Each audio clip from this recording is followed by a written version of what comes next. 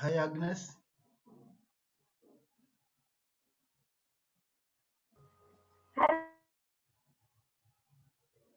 Unmute yourself.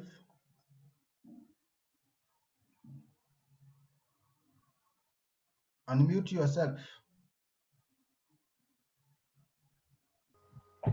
Okay.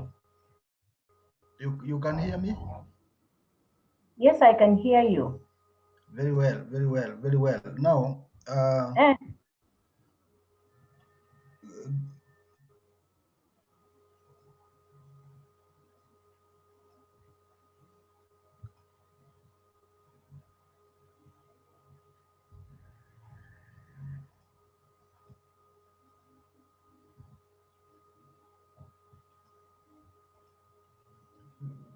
good morning, Doreen.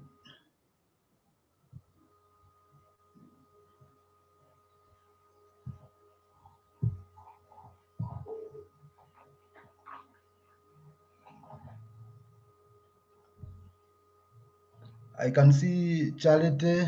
I can see Lawrence. I can see Doreen.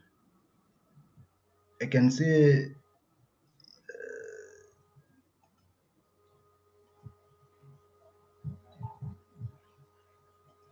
some other members who are joining us. So, you are all welcome to today's webinar. This is Train the Trainer Module 2. We did Module 1 on Saturday 7th, and Module 3 will be on 21st November. So to everyone who is participating, if you missed Module 1, you can still access the notes and the videos together with your certificate if you enroll on our portal, achlp.org. So for today, I would want to welcome the HLPK Agnes Mweni Same, who will take us through Module 2. Agnes, I hope you are ready. yes, I am ready then. I am returning. I want to hand over the session to you Yes. so that I know it is cold and actually where I am. Mm. So I would not want to, and again, this is early morning, but I would wish that everyone has got a mug of a hot drink with them, beverage that is, so that they can be able to walk with you through the training. Welcome, Agnes. Thank you, Dan. Good morning, participants.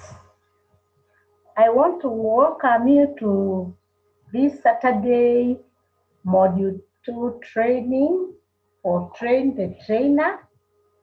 And I hope at the end of it, we shall have shared or learned something. Our training will go for 3 hours up to 11:30. So I hope you'll be patient enough so that we can gain the knowledge. I know you have your expectations, and I believe by end of the module, some of it or all of it or as a certain percentage will be addressed. And since we still have a module 3, we hope all your expectations will be met. And probably before we start our discussion for today, it's good I let you know what we are going to cover within this period. We have our objectives and we have divided them into 3 modules. So for today, we have uh, about 5 major topics with at least 2 subtopics. Karibu Mary, I can see you. So we shall concentrate on how to plan and organize training content. That is the major topic. And then there will be about two subtopics because it's important to prepare content depending on the client or the people we are targeting.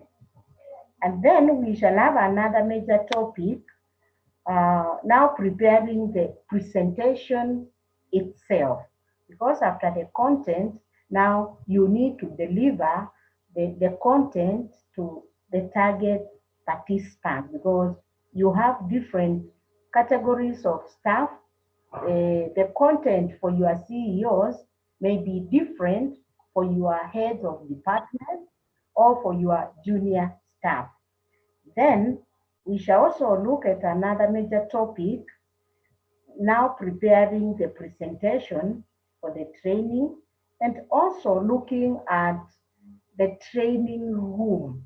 Assuming you have a hall or a room, we need to know how it is because you can imagine like now, for 3 hours, you need ambience which is conducive, where you are comfortable for you to deliver and also for the participants to feel at ease and feel free so that they do not concentrate. So in a training venue is very, very important. And there are some things we overlook which may contribute to the effectiveness of the training. Then we shall also look at roles, games, and activities in training. For those of you who attended the fourth HR symposium, the first day we had team building. That's part of the activities. And of course, team building plays a very key role in training because it breaks the monotony, it brings people together, even it makes you relax and think now outside your office, and it is part of work balance. So we'll look at the games and what they do, and they also make you think beyond what you've been thinking before. So, and then finally, we'll have a major topic, ground rules for communication in training. Remember, in every training, you have different types of people and you need to handle each and every one of them. And it is important to strike a balance to ensure you have communicated. Because unless you communicate to your participants, then the training loses its meaning and its essence. So as a trainer, it's important to communicate in order to communicate. So with that, we know now what we shall be discussing from now till 11:30. So I want to share my presentation so that we know what we shall be talking about today. I'm sharing it right now. Yes, there we are. It is Train the Trainer, Module 2. Last Saturday, we had Train the Trainer, Module 1. And we said our first major topic is planning and organizing the training content, right? So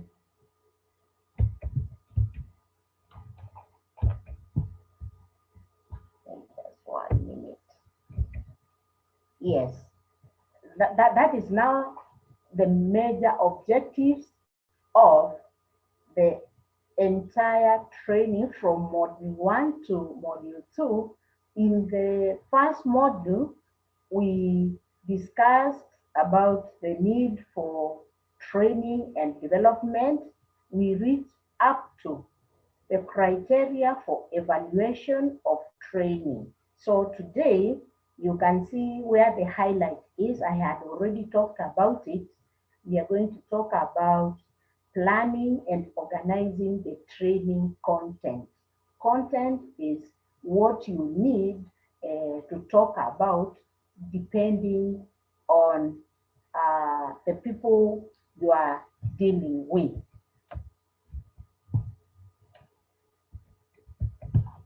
So this is how we go about it. Just 1 minute.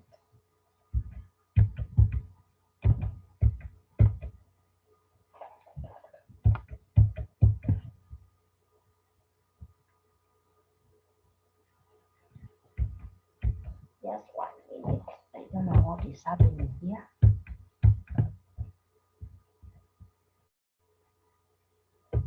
One minute. Yes. Planning and organizing the training content.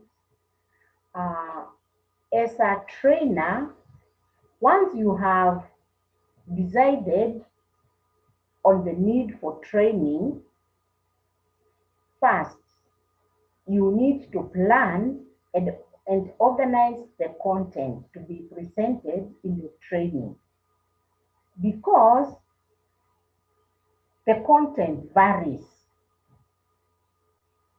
from one presentation to another. You look at the people in the room, their level of understanding, the knowledge they know about the training. Like for your training, I know you are all HR professionals and you understand most of the things. So if we were training probably people who have no HR background, we would have altered the content so that we bring them on board, and we use also the kind of materials which will benefit them at the end. So not all the content is uniform. The topic may be the same, but the content varies from time to time. And the initial techniques for planning and organizing training, first of all, you must brainstorm. You think, you sit down and you come up with the relevant topics. You put this topic and you ask yourself, if I put this one, will it bring any impact? Will it be understood? Will the participants understand it the way I want them to understand? So before you put any content down, just think about it, look at your clientele and see whether it will have any impact. So the first thing is to brainstorm. You can also ask the participants in a small way, what do you understand about training? Or you bring just a word or a topic. How do you understand about it? And from there, you can know maybe their level of understanding. And then after you brainstorm, there is what we call mind mapping, trying to get to know now in their mind, how are they going to recognize, how are they going to maintain it for future learning or for future understanding, or if they get it and they can use it in their day-to-day work. Then after the mind mapping and knowing the level, now you develop the list of topics and the subtopics to be covered. Like from the beginning, what I said here, we have main major topics, then subtopics. And these subtopics help us to focus on the major topic so that we do not deviate. So let's look at brainstorming briefly.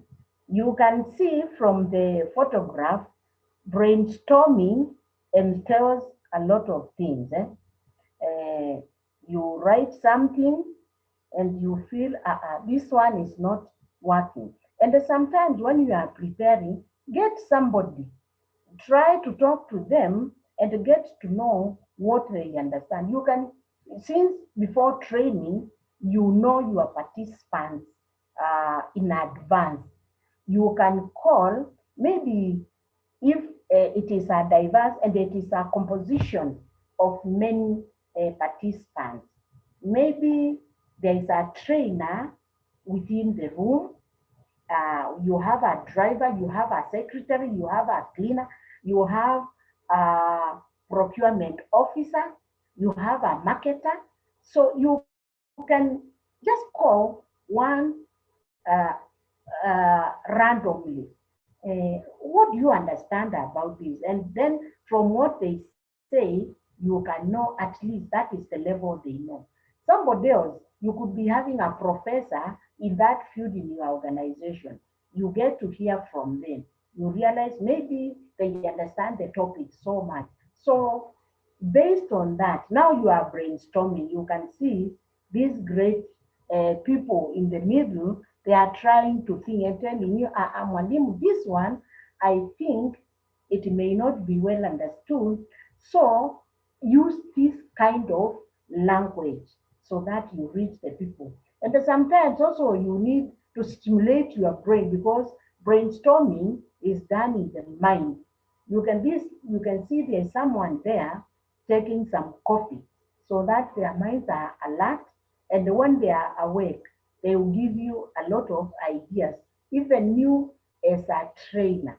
Because if I can take you back to module one, we talked of training a trainer is for a new employee to the organization who is tasked to train other people within the organization. And also another purpose for train the trainer is for a new employee who has joined an organization, and he or she wants to familiarize himself or herself with the processes. Of course, you are qualified as a trainer, but then if you join a certain organization, you need to know how they do their things. Even for our colleagues who are consultants, I know you are given jobs in an organization and there is a certain way they do their things. Much as now you have your consultancy skills, there is a way based on the policies and the culture of the organization. There is a way they would want the consultancy to take the course. So you have to get a bit of training so that you will execute your consultancy work effectively, because you align your consultancy based on the needs, the culture, and the policy of the organization. So that at the end of the day, you as a consultant, you deliver good piece of work, and at the same time, the organization benefits from your consultancy. So the trainer will help you prepare content suitable to the requirements of the organization. Therefore, this training is not only for the new employees and the inexperienced employees. It is also very important for consultants so that they understand very well the intrigue of the organization they are going to do consultancy. And in that way, you find everyone somehow is satisfied. The consultant is happy, the employees are happy, the board of directors are happy, and finally, the entire organization gets what it was looking for. So brainstorming is very, very, very important. So we are saying, using brainstorming for planning, you should allow your brain to storm or generate many ideas. So as you brainstorm, you look at this organization, you know generally when you are doing content, this is what usually happens as a generic. But then you need to brainstorm, customize the content to suit a particular organization because each organization, each company has its own objectives. So you cannot apply the content you used for example, KEBS, you cannot apply it to NEMA or Kenya Literature Bureau because each of those organizations have their own objectives. But using the general content, now you can customize to suit each organization. And that's why best consultants are willing to brainstorm, consult, and talk to people before they start their training content. On the same breath, every trainer, you have to understand the kind of people you are dealing with. Do not assume because assumption may not be right. That's what you think, but that should not be what is on the ground on the organization. So to start brainstorming, list all the topics or keywords which are going to be used in the mind. And then do not organize now various topics at this stage. Here, you are just listing down, will this topic be relevant? Will it be understood? What acronyms am I going to use? And are they relevant to this particular uh, topic, this organization? So once you get the content at the brainstorming stage, you are good to go and you are likely to achieve your goal 90%. So brainstorming is very, very important because it informs your success or failure of the training content. Because the content may be good, but if you have not chosen uh, the right words properly, you may not achieve it. If you've left one of the participants out, you've not achieved anything because the idea of training is to bring everyone on board. You may not bring them 100%, but at least each one of them should come out having learned something. So, uh, planning and training content has some challenges, and now this is what we were talking about mind maps and how it can help. So, challenge in writing. You know, sometimes now when you are writing, you are managing a lot of information, and information overload is very dangerous. You may give too much information, and at the end of the day, you achieve a lot of nothing. So, based on the demographics of your clients or your participants, information is very important. And now, this is where now the mind map comes in. It helps you to remove the information into small portions so that you don't give people notes. And in this era, people are not interested in compositions and so many notes as if they are going to do an exam.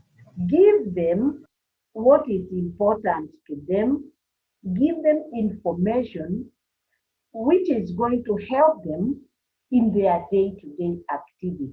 The unnecessary information which is not useful should be left out. So in the mind, now you'll be able to sort out and break all this information because before during brainstorming, you come up with a lot of information. But then out of this information, you need now to pick what is important, what is relevant, what is useful, what makes sense, and what doesn't make sense, and what can help that particular employee, that CEO, that board of director. So you pick them, you break it in simple language which is understood by everyone, using language which is also understood.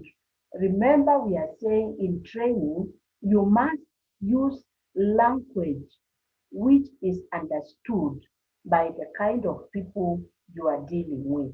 If you are dealing with high level members, you know how to customize and the kind of approach and language you are going to use. If you are using the newly recruited employees to the organization, you also need to change your language and see the information so that you reach them, the information helps them, uh, and they transfer from theory to practical. That when they go to the office, if it is writing an email or if it is approaching a difficult customer, what can they do? What kind of language are they going to use? That's what we are talking about, seeding the information. And then there's another challenge also for the training. But now using the mind trap, you want to know the approach, the training, and the sequence. It is in a structure that is logical and comprehensive. We are saying here, when you are training, you should be consistent, okay? And it also should be logical, that it makes a lot of sense, so that you are not preaching, pumping people with a lot of information which they do not understand. And here, comprehensible means it should be understood. Don't use words so that after every speech, people go back to the dictionary to check what this means. In training, you only need to be brief and to the point. Use simple language. You may use jargon, using big words which do not make sense. So try to simplify your training so that you are understood and it makes sense. And I've talked of information overload. We are saying get rid of unnecessary information for the trainee because it does not make sense. If you are talking about training, concentrate about training the trainer. Don't talk about marketing.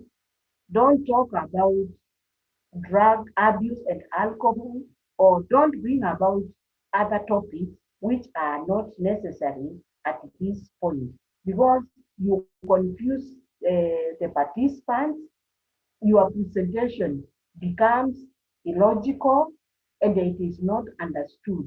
And after talking for 3 hours, you find you've bombarded a participant with information which cannot help them. So for purpose of being focused, make sure you are brief, to the point, using language which is understood by every participant. That's why brainstorming is very, very, very important. And these are some of the pointers of the mind mapping, because you want to get to know exactly what it is. So use a blank paper, for example. That paper, you try to write something. This is just an exercise to help you. And you are told you start in the center, not in the center of the mind, but using that paper, you start now imagining uh, if I use this and I start now broadening my topics, how far will it go? How will it be uh, understood? Because here we are using the mind, and of course, you cannot see somebody's mind, so you are just imagining. And then now use one word or draw an image. So just imagine now if I use this and I extend it to this far, how will it be understood? You try to use your mind and imagine now how the other person is going to see that image. And then you are told the central image is the topic about what you are writing. Remember, I said from the onset, you have a major topic, then you break it into subtopics. Still, those subtopics should be in line or aligned to the major topic. So you are just doing it in your mind. It's not something you are just putting, but you are just you are imagining how it's going to work. And then you are told, use colors to differentiate ideas. So you look at this, it's as if now you want to close your eyes and you are trying to map what works, what does not work in your organization. Because already before you go to train, you get to know the kind of people you are training. And probably you even get their level of understanding. And that's a good way of knowing who to expect in any training. So using your mind, because you want to bring everyone on board. Uh, you give the name, the title, and from there, you try now to imagine in your mind what kind of people you are expecting. So, using your mind, you try to bring. So, now, if I use this word, will this professor understand it the same way this driver, this cleaner will understand? So, this becomes very important when you have cross cutting participants. But if you are having the kind of people you understand, like for you, this may not be so important because already we know you understand a lot about training, because if you are an HR practitioner, definitely there's a component of training and development. But if you are training another topic not related to this, but with different persons, this one is very, very important, mind trapping. So it helps you so that you do not deviate. So this is what you need to do, listing topics and the subtopics. We said we have the major topic and then the subtopic. Now, after now you have organized the topics in the form of a mind map, you need now to prioritize the topic.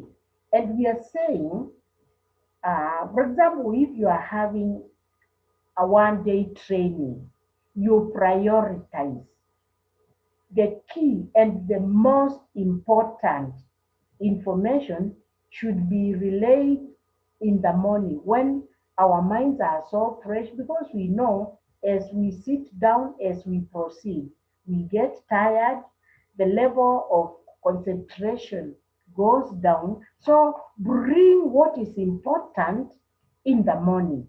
Like now, all your minds are very fresh, and we are bringing this because it's very important. Of course, not that the other topics are not important. If we were to go in the afternoon, we would bring lighter topics, because you are human beings, you get tired, your minds get tired, and the level of understanding diminishes. So prioritize what is important. It's just like in every meeting, you bring the key agenda at the top so that people can brainstorm when their minds are still fresh. Then prioritize the topics and generate a series of subtopics and the subtopics, but you should not break them beyond subtopics, because somehow now you forget and you may tend to deviate. So still align your subtopics to the main subtopic, and this is exactly now what we are doing right now. And it's good idea if you can achieve three levels of topics and subtopics. I think I had mentioned that before uh, this. Yeah, you do not overbreak, because it loses meaning, and you deviate from what you are discussing. Have the major one, the second one, go up to level 3. Then, after developing these three subtopics and subtopics, your training will start to develop in a logical. Remember, previously we have said your training should be understood and it should be logical, well presented in a very well organized manner. Then organize information into logical sections. We have said it is challenging, and it can only be challenging if you did not get your brainstorming correct. That's why, even as a trainer, do not brainstorm alone.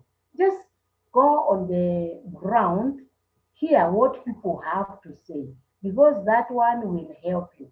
But if you get it at the brainstorming stage, then I don't think whether it can be challenging if you get to know the intrigue of getting the brainstorming concept right, because it is at the brainstorming stage where you get to know the content, the abbreviation, the kind of language, the kind of people, then you are good to go. So this process can be assisted by having read widely and having obtained more information about the topic. We are saying, as a trainer, you need to understand what you are talking about, because it's not about preparing the slides. If you are a trainer and you know the content, you can even train without these uh, slides, because anyone can read these slides. You give these slides to a standard one child, they will read. But now, assuming now this content is not there and you are told to train without using the slides, as a trainer, are you able to train? And you will always tell somebody is not conversant with what they are doing when it comes to questioning time. You ask somebody a question and you see them going back to the slide. Let's go back to this slide. But if you are conversant and you know the topic and everything, you should not have a problem. So training is not just about reading the slides and all that. You must read, understand, conceptualize, and have a prior knowledge, so that even in the street, you meet with somebody and you say, Mwalimu, you taught us one, two, three. What does it entail? Or, because we are not going to end this training today, questions will be coming, because you cannot understand everything at this time. You may meet me in the corridor and ask, Mwalimu, you talked about this during the training. What does it entail? Or I am having a challenge on this and that. What can I do? So if I have no knowledge of this, you see, now I start fabbling and they cheating me. But since I have the knowledge and I know what it entails, we can sit down, chat the way forward, and I give you an answer. So when you are planning to be a trainer, read widely, attend courses, and get to know each and every subject about this. So I'm requesting you that read widely, and obtain a lot of information about the topic which you are going to discuss. And not only about the topic, anything about human resource, because we are all human resource professionals. And the training and development is one element among many functions of HR person. And currently you need also to widen your knowledge on HR because it is changing very, very, very fast. And an employee asks you something, you don't say, let me go and refer. You should have the information at the fingertips. So continue learning, and I'm happy you have joined this. And there's a question here for us to think about. Did you know that the most frequent reason for trainings to fail is when trainers are not familiar with a topic and tend to read direct from a textbook? That is exactly what I was talking about. And I'm sure you people being so experienced, you have gone for trainings, you try to ask a question slightly different from what has been presented, although relevant, and someone tells you, let me refer, let's go back to the slide. That's not a person who is well conversant with the topic. And maybe it is somebody who has been picked from the street just because they can read the slide. You should have the knowledge. So this proves what I was saying.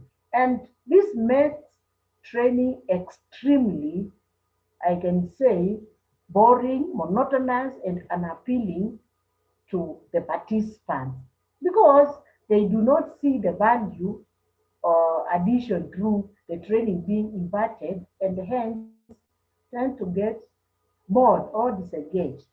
Okay? In other words, if you are not able to engage your participants, then there's no point of training them because you are not adding any value to all of them at all, at all, at all. And you do not also restrict them to what you have presented because in training and development and particularly train the trainer, you may not cover everything within the 3 hours we are having.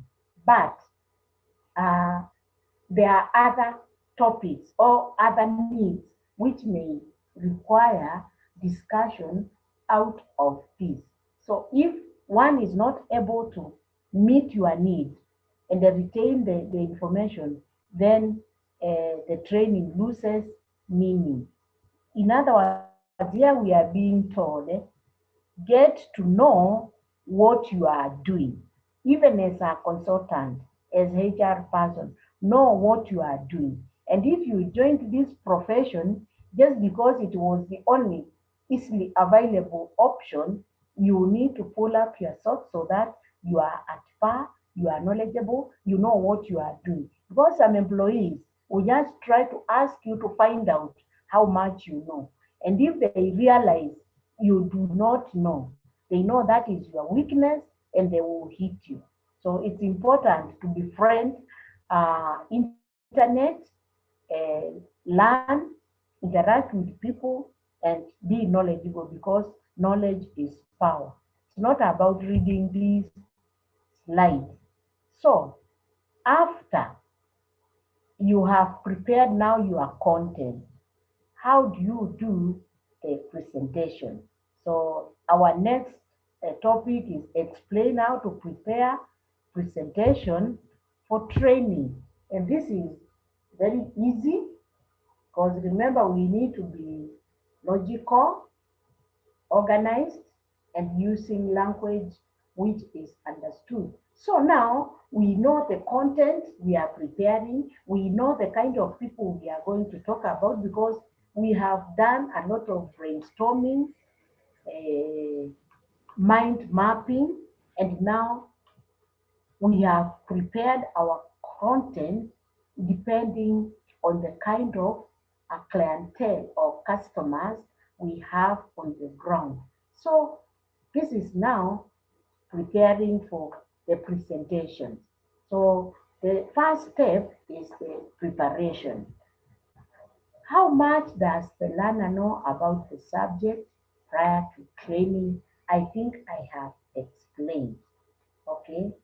I told you you do a groundwork and find out because I'm training these people, how much do they know about this? Because we said you do not assume.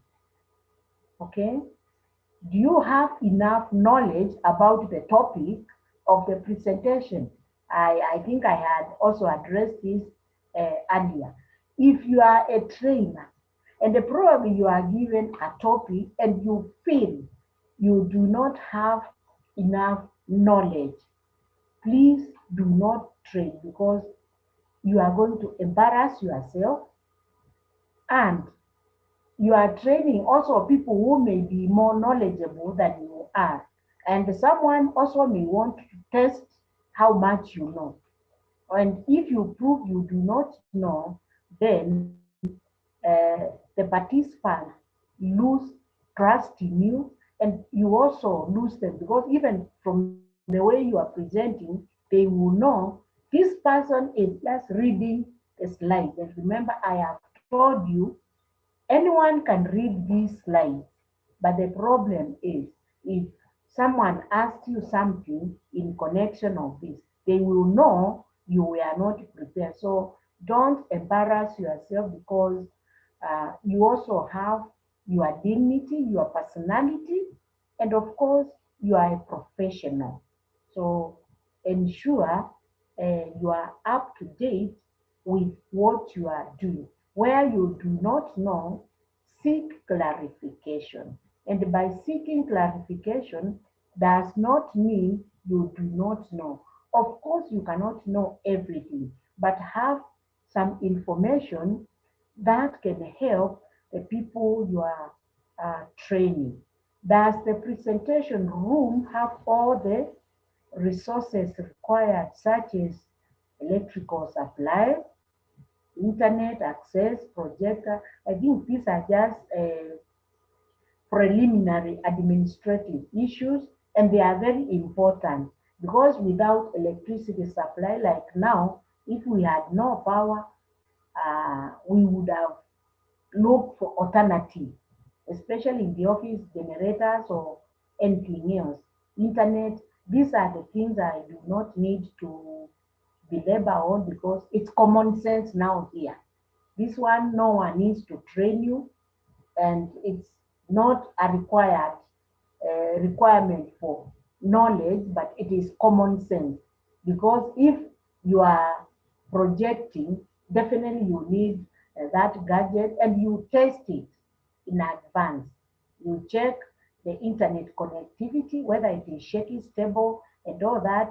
And since you are not an ICT person, get someone to assist you so that you move electrical supply and all that.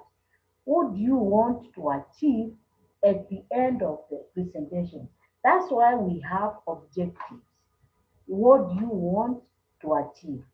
This can be as per the requirement of the organization you are training for, and also, if the training has originated from you as HR in your organization because you have realized there is a skill gap.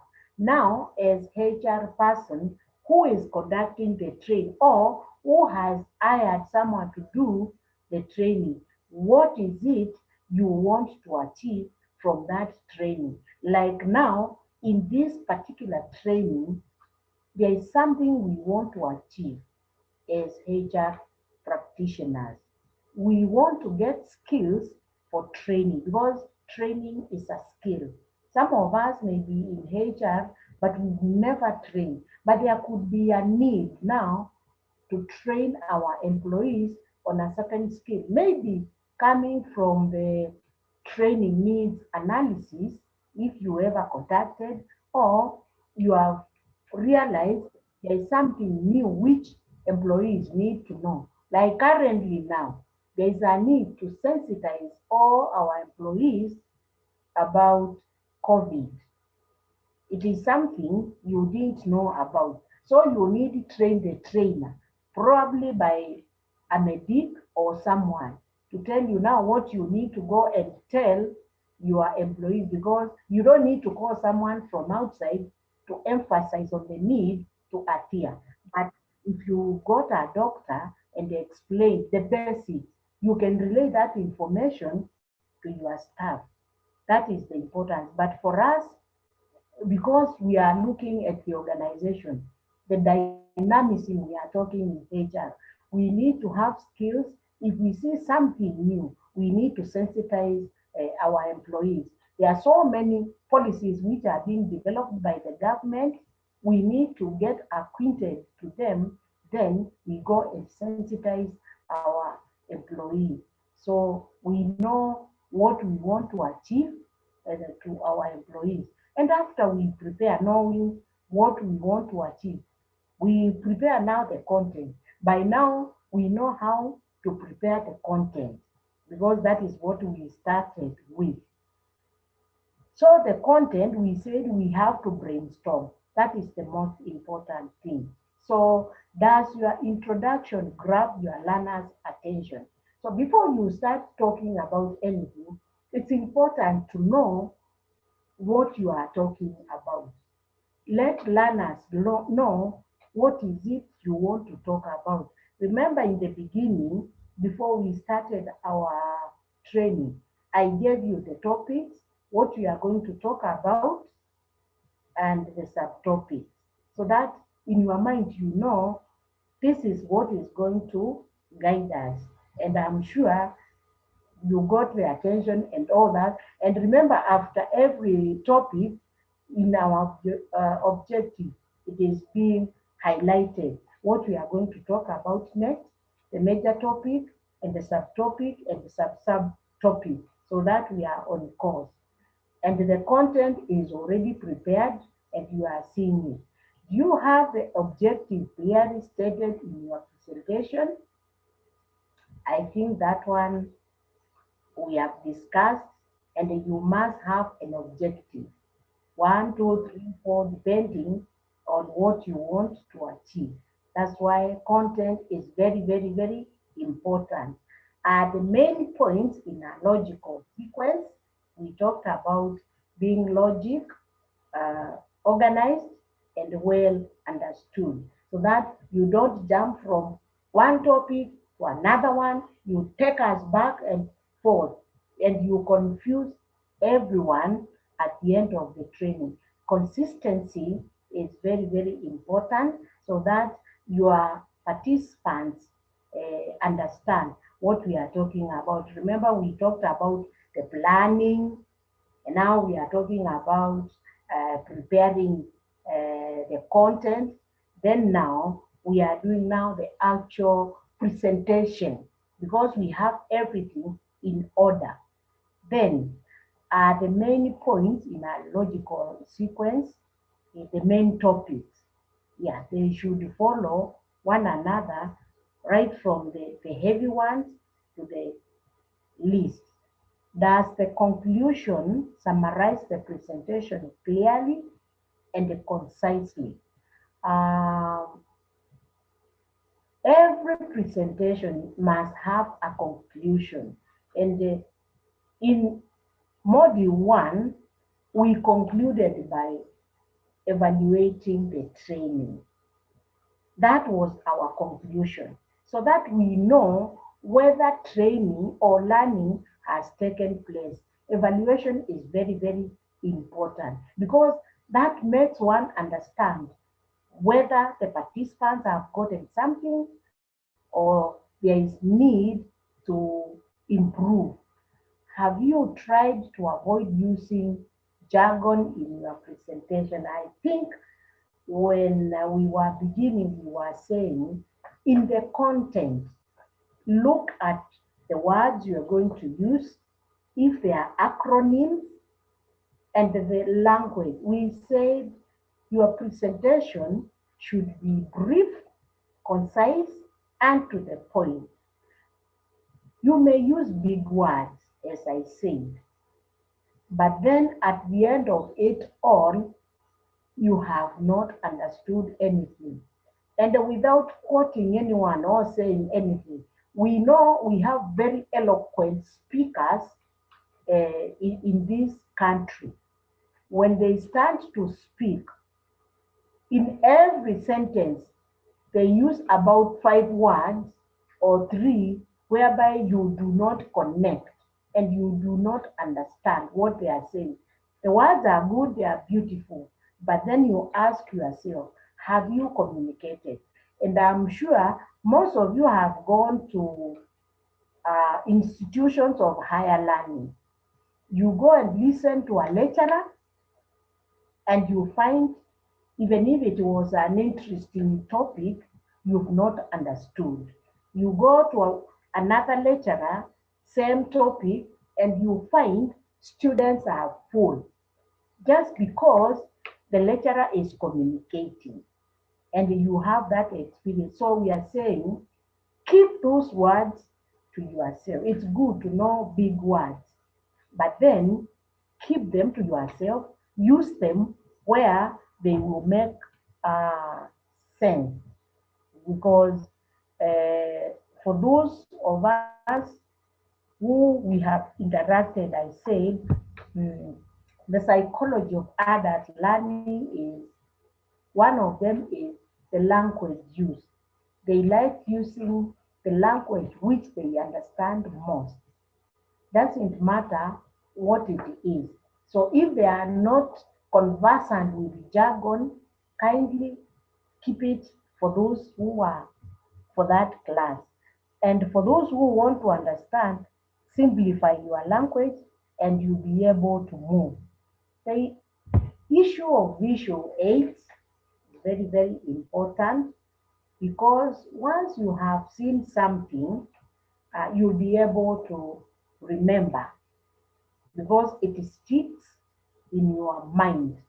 So are those visual aids uh, easy to read, view, and easy to understand? So if you are bringing a picture, let it be well understood. Don't bring something which is so complicated that people cannot interpret.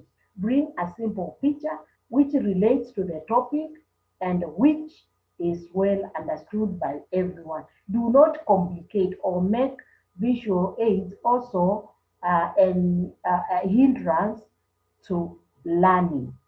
Are all the slides consistent in looks?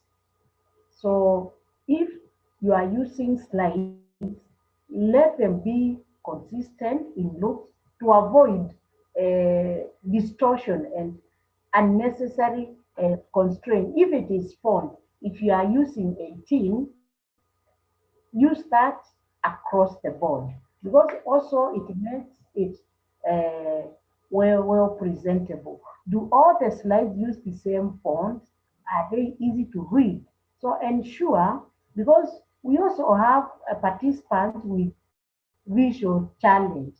So make sure your slides are legible, same font, don't change. If you are using 20 as your font, let 20 be consistent all through rather than having 20. The next slide you are using 18 because 18 is the minimum. The next one you use 20, 24, and all that. Let it be consistent because it also makes it easy for everyone. Does each slide have optimum amount of text?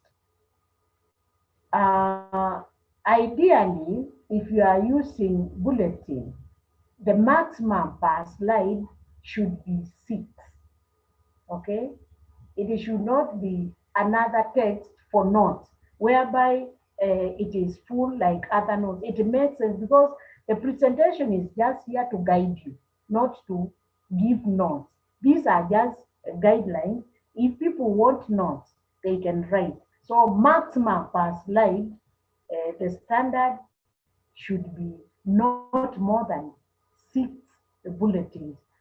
Thus, do you have contingency plan in case your visual aid fails. In case you are not able to present this, or in case power fails, do you have now alternative? Is there anything else, like maybe a hard copy which you can show people just in case we have a challenge? So as a presenter, it is always good to have a backup and a plan B, and especially when you are in a conference, because power may fail. It is important to have a hard copy so that if you are showing something, you give a participants to see. You are told to practice the presentation. Have you practiced your presentation standing or sitting, paying close attention to your body language and posture? Of course, as a trainer, it is good to go through your presentation to see whether it conforms to the requirement of what you are intending to do. So do not assume you know, because these are just guidelines. Practice in advance, using whichever form you feel comfortable. And have you rehearsed often enough to be able to speak smoothly and fluently? Here we are saying you don't rehearse like this memory verse. Here I would say, are you conversant with the topic you are dealing with? Such that if you are called upon abruptly, be told, John, uh, give us a brief on train the trainer in a nutshell. Are you able to speak without the slides, without a hard copy, or without anything? That's what we are saying, because rehearsing is just memorizing, and that is not the essence. Are you able to impart knowledge? And I want to give you a very good uh, practical example, which I did yesterday. There's somewhere uh, a certain organization was training about animal feed. These are entrepreneurs who are farmers. And then I was called upon in 5 minutes to go and about HIV and the relationship with COVID. I was just called because they knew I would be able to tell those participants something. And I told the convener I was ready. I went there, I had no flash disk, I had nothing, because already I know the information about HIV and how it relates to COVID, more so because of the immune system. So here what I'm trying to say is, do you have the information on what you are supposed to do? Because you can be called upon anytime. And as a professional, as a trainer, don't say, I don't know where to begin. Just go, begin from there. And this can only happen if you know the subject, if you have read widely, and you know what it entails. But if you are not sure, please don't go there and embarrass yourself. Have you practiced your presentation in front of others? There are some people who can never speak in front of people. And of course, it is a skill. Naturally, we have introverts or people who cannot be able, but with the time and the practice, you can get it. Nobody was born with any skill. We all learn these skills, and we say practice makes perfect. Let others hear from you, let them critique you. Critique is a positive idea to make you better and better. Listen to what people are saying and don't be self defensive, and have an open mind to listen to what people have to say. Otherwise, if you fear, you never go very far. and you will always be making blunders. Have an open mind to learn, interact, and improve. Then, during the day of presentation, are you dressed and groomed appropriately? Here, grooming is relative because it depends the kind of, if you are going to board meeting, you know the kind of person, you have to be in a suit unless they have given you dress code. Okay? If you are dealing with young people, the millennials, t-shirt, of course, a decent one, or a bit casual because those are not fussy about dressing. Because you also need to be with them in order to reach them because you are dealing with new generation right from the university. They are not interested in your ties and all that.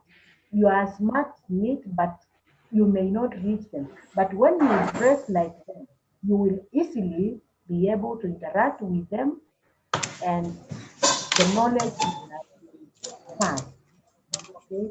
Have you left enough time for travel and setting up? Of course, as a trainer, you should always be ready. Let the participants get you there, not you to come running, panicking, sweating, and all that. If you are traveling, give yourself enough time because roads are unpredictable, anything can happen. Test your equipment in advance because if they are not tested, you start panicking and you never deliver. So it's a rule of the thumb that every trainer must be prepared for the participants, not to go and find them seated there. You've already failed, and it is not a good sign as a trainer. And have you checked your everything, visual aid, to ensure they are working? If it is PA, your everything that you must project, it must be tested in advance where you need assistance from other people like ICT and any other person who plays a role. If you are using artificial intelligence, you find whether it is well connected, whether it is conforming with your presentation and all that. And your visual aids in order and well placed. So all those things. During presentation, make and maintain eye contact with the learner. Of course, that that rapport makes you to understand the mood of your clientele. The body language speaks a lot. Looking at your participants, it means you appreciate them and they feel appreciated. And of course, remember we have different cultures. There are some whose culture do not allow them to look them directly because it can be misinterpreted. I will still emphasize that get to know the kind of participants you have. If the participants you're having, they don't take kindly eye contact, please avoid it. For those who are in multinationals and international organizations, eye contact means a lot, even addressing them, because they prefer being addressed by their first name. Mary, John, Joyce, that gives them pleasure. There are others who are interested addressing them by their titles. If it is Professor Mary, address her as such, and you find you are moving with them. If it is a particular personality and that's how they want to be addressed, please go ahead and address them as such. And you find you are trying to balance your customers. Those who do not like eye contact, avoid it as much as you can so that you respect their culture. And after presentation, have you ensured that your learner understands everything that was covered in the presentation. You can do so maybe by asking simple questions. You can give a quiz, and you also allow participants to air their views, what they have learned, what they have understood, and you will gauge whether the participants have learned something. Do you need to follow up with any of your learners? Yeah. In a presentation like this, probably you had a certain expectation or an objective you wanted met. And because this is already a pre-prepared presentation, you can have something much later during and after the presentation you can ask. And if it's not clear, there is still follow-up, because some answers may not come forthright. They may need further consultation and a clarification, because your essence is to learn something. Have you asked for feedback from your learners? It is always important to ask learners the feedback, whether they learned something, whether there is any clarification, whether there is any addition or there is observation, because uh, we have diverse needs, and it's important that the feedback comes out in the form of each person or each participant's need. Then how can you improve your next presentation? Nobody is perfect, and the participants actually are the judges. If there is something which did not come out well and you need to improve in the next presentation, don't be self-defensive and say, what I said is what is correct, and that is what should be done. Get that feedback. It is very important, and that is what is going to build you as a presenter. And anyone who is so rigid, someone who does not want to improve, then they have no business being presenters, because even the participants can also present, and they have also skills which they would require improved. Therefore, after the presentation, get to know, did you learn something? Is there anything you feel we left out and may require additional information? That feedback is very important, and it will make you even a better person. Now, when you are ready to present, you need a good venue where you need to place your participants, because also the venue can contribute to the effectiveness of the training. You may have very good training, good presentation, a good presenter, but then if the training room is not conducive to the participants, you may not achieve your goal, because sitting for 3 hours or for 2 hours in an environment which is not enabling, it can affect. Remember, we have different participants. There are some who have visual problems. There are others who cannot hear unless they require the assistive devices for them to hear. We also need interpreters in the room. And that's why you see in our TVs, we have uh, the language sign people, to ensure everyone is brought on board in that room. So the training room is very important. And as a trainer, you need to ensure you are comfortable. So this is just an example of a training uh, physically. And this one, nobody is going to train you. Uh, the trainings which are conducted in Mombasa may be different from trainings in Nairobi in terms of physical surroundings, because we know in Mombasa the weather pattern is very different from Nairobi. We also know in the morning the weather could be different from evening because of the weather patterns. And also during rain season, the setup may be different from when it is hot.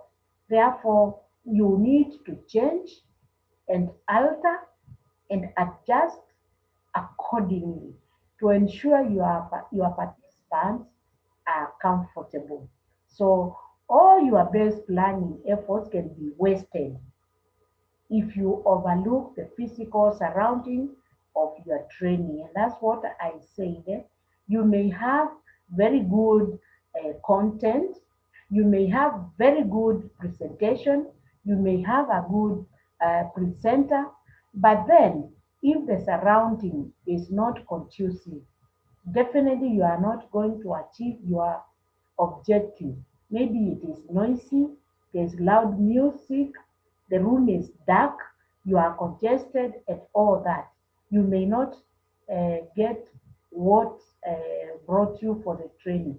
So you need to consider the following setup of a training so that you foster success for the training and the participant. So let's look at what you need to do when you are conducting um, your training.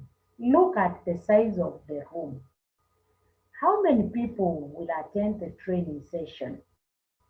Okay, so based on that, you look a convenient room which you set up for the, and you say a big room makes people so isolated that they are so scattered.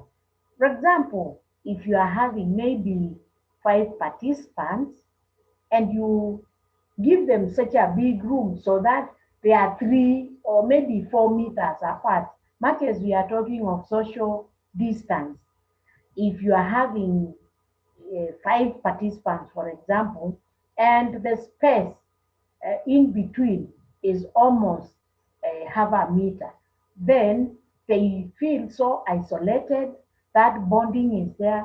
At the end of the day, we are still social beings and we need also to be near one another. So you look for a convenient room to fit such people. And too small a room makes people feel, of course, uncomfortable because they are sweating, they are congested, they cannot make moves. Sometimes they have to stand up and stretch a bit. So as they stretch, they are knocking at each other. So it makes them uncomfortable. So make sure you do your due diligence, look at the number of people, look at the room, not too squeezed, not too big.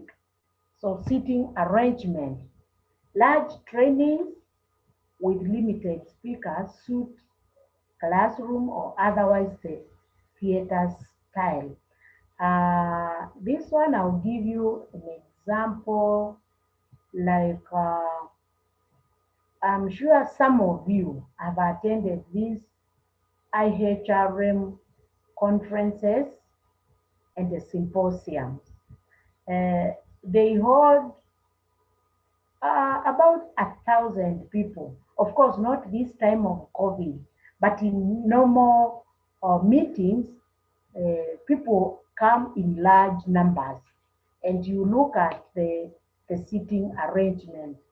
Usually, they hire tents and a very large ground where everyone is seated comfortably.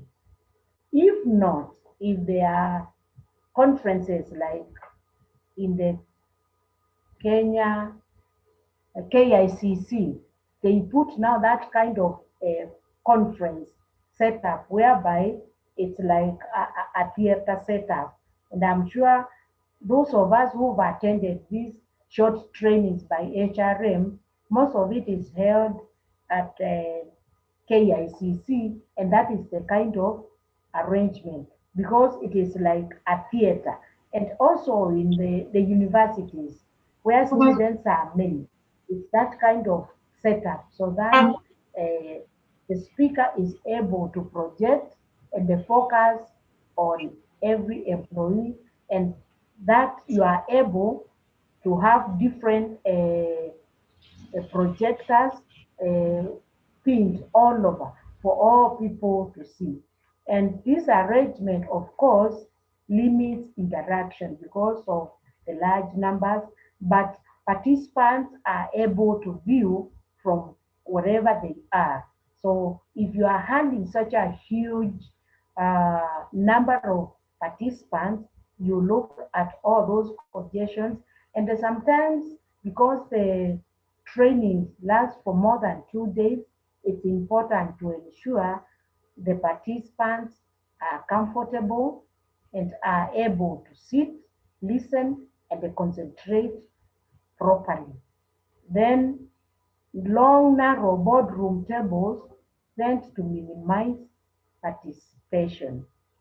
Uh, Look at some of the boardrooms, and that is the arrangement I usually see. They are usually long with tables, and you find participation is so limiting because of space. So you find if you have to bend or stretch, you are interfering with the next person. And of course, this accommodates a smaller number of people. And the such boardrooms, remember, boardroom is not for everyone. And if you are a participant invited to such boardroom, you don't know who you are seated next to. Some other people, uh, especially after two, they tend to sweat, and you find the room is not very comfortable. People start dozing, others start some other behaviors, and especially after lunch, it can be tricky. So look at these challenges to ensure at least you do your level best to make each and every participant as comfortable as possible. Uh, I find chairs and tables arranged in circles, U-shaped or squares support increased interaction because people can see each other and the chair is a part of the group. I think if we were able to manage that style, is one of the best rather than the lecture setup or the boardroom setup. This arrangement with the chairs and tables, it is usually good, and of course, not every organization can afford that. But if you can have this kind of arrangement, this one makes training very interesting. It's very comfortable. Even the participants, you bond very well and you are able to see. This I would recommend, but of course there are challenges. And for training efficiency, have the chairs arranged before the training and the extras available if needed. This is common sense. Okay? Already you know the number of participants, and there are others who report later. So have that in mind that you may be expecting maybe 1,000 participants. Have extra chairs just in case others make their mind late and they come. And I have seen it when we are attending this IHRM because of the organizations where you come from. Sometimes last decisions are made and the employees are released to come for the symposium, the conference, and all that. So they are released. So if you are not planned for such, you find now there's a lot of disruption. Always leave room for the extras and people who may come later. If you are planning maybe for 1,000 participants, have extra chairs for about maybe 50 people or so that immediately they come, you just remove the chairs and uh, accommodate them. Be very focused and flexible because these things keep on changing. So the seating arrangement is very, very important. And also remember, we are talking of ergonomics, which also affect the participants' mood. If their sitting arrangement, if they are uncomfortable, you may not reach them. And the body language will always tell you. If you see a lot of movement, people on their phone or anything which is not normal, it tells you your sitting arrangement has a problem. So try as much as possible to ensure the seating arrangement is in order. And you need a lot of planning. If you are planning to have a huge meeting, don't do it as if it was ad hoc or an emergency. You need to put in and bring a lot of people even to assist you on how to arrange those seats because it is not an easy thing. It requires a lot of brainstorming and getting even professionals to do that for you. Because failure to do proper arrangements, you may have the first conference, next time people don't come just because of that. Because grown-ups want to be as comfortable as they are. Because I know even when you are where you are seated, I can see some of you, you are seated in very comfortable seats. So even in conference, make sure that people are comfortable. And besides uh, seating arrangement, these are some of considerations that you should keep in mind because I said never assume that all is well. So it is also important because when you are going for training, you need to interact because that is a source of information. And I'm sure those who've attended training, you have learned a lot because each and every brain in that training has something to offer, which you may not have known. So encourage people to know one another. That's why there is time for team building in some symposiums.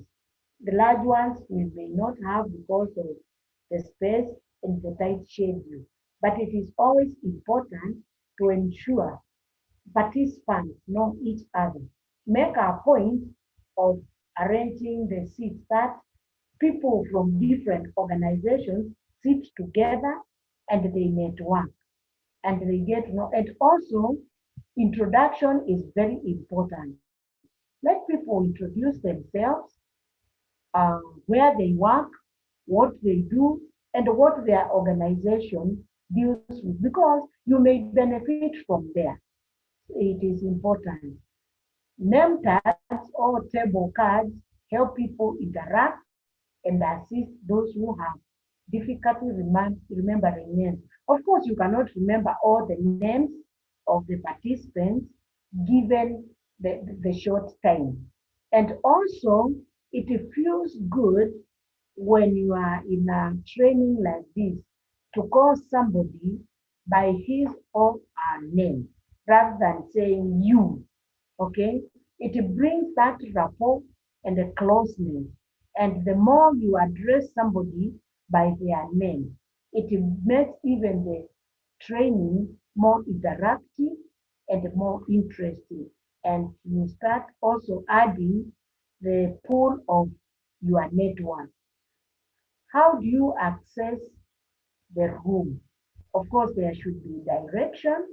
Sometimes you book your people in an area where it is not accessible. Remember, when you are getting the information about people, there are people who have challenges.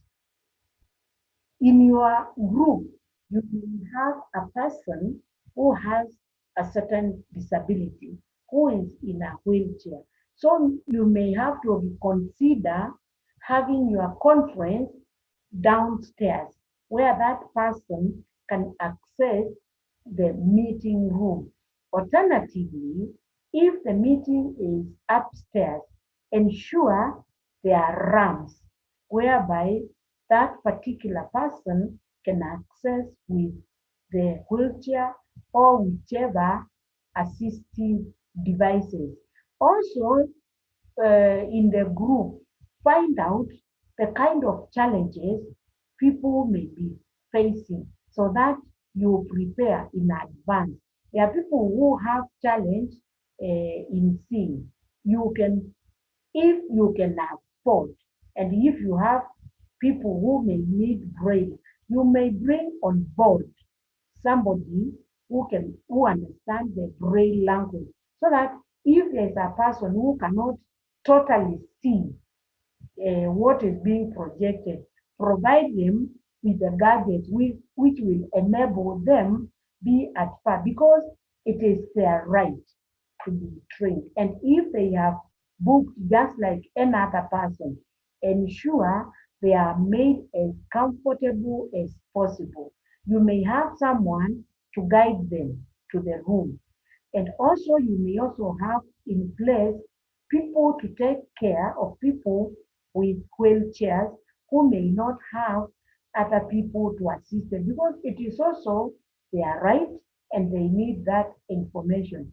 Get to know the challenges and the demography of all those people to make sure they are with you. Who has the key?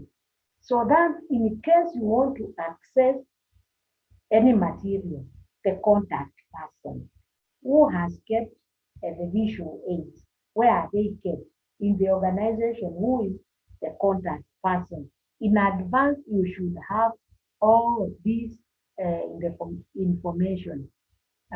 Where is the room in the building, the washrooms, and where are people taking their tea? In case they want to transact, where can they go? So before anything, familiarize yourself. And I know in hotels, you are given all those rules before the information. But if as HR you do not know this, you only register your people and then they go and they start suffering. And because it is your training, the blame will not be in the conference room, it is you. And that's why you need to make prior arrangements to know which room is where, who does what, how can we access that. In case of fire, where are the exits, what are we supposed to behave. Don't forget the acoustics, temperature, ventilation, audiovisual equipment. In other words, ensure everything is supposed to be where it is. Um, if even in a restaurant, location of serving points, if you have this number of people and your timetable is like this, how do you want them served so that you do not waste time queuing for meals because that can be time consuming. You can organize to have several serving points to use the minimum time so that you achieve your timetable without disruption from now external forces. So it's important you sit down, you make arrangements, you let where the training is taking place for those people to understand. Because at the end of it, you can get feedback. Your training may have been good, but the ambience or the other factors may have affected. And remember, some participants are so particular about what they get, and anything small can affect their future participation. So, at the training, now when you are doing it, set the ground rules. Definitely, that is the beginning. And unless now you have the ground rules, everyone will be doing what they want. So these ground rules help us to carry ourselves through out the training. If it is a 4 day training, 2 day training, we must know how we are going to carry ourselves in terms of behavior. So that should be the first thing in every training. Set the ground rules. Because if they are not there, someone will be coming at 10. For example, if the training was starting at 8, because there are no rules. Someone will come to the office chewing, others will come even carrying their bottles of wines and all that. So you agree as a team how you are going to conduct yourself. And the ground rules come from the participants because you also cannot dictate them. They are grown-ups. You must agree. Remember, you are dealing with grown-ups. So ground rules should be discussed and you agree and you revisit them because they are not cast on stone. Uh, learning is very flexible, but you also need to agree on how, as grown-up, you carry yourself, giving everyone their due respect. Okay, so some of the ground rules are everyone has equal rights and can participate. That is true. We said in adult learning, everyone has something to say. Whatever they say is correct, but we pick the most appropriate answer and you respect what they say. Uh, Major interactions should be fostered, so allow people to give their opinion. It may be acceptable or not, but do not embarrass anyone. Only one topic will be considered at a time, that is straight, and the questions will be kept till the end of the discussion of a subtopic. Here, we are saying based on what you want. You don't have to wait until the end of session to ask a question. If you agree, you can allow your participants to interrupt. And actually, it is not interrupting. You can allow them to ask a question and you answer it there and then. But it all depends on how the participants want and you as a trainer, how you want to be. I said these are not cast on stones. We can change them because we say it is our training. Start and end time.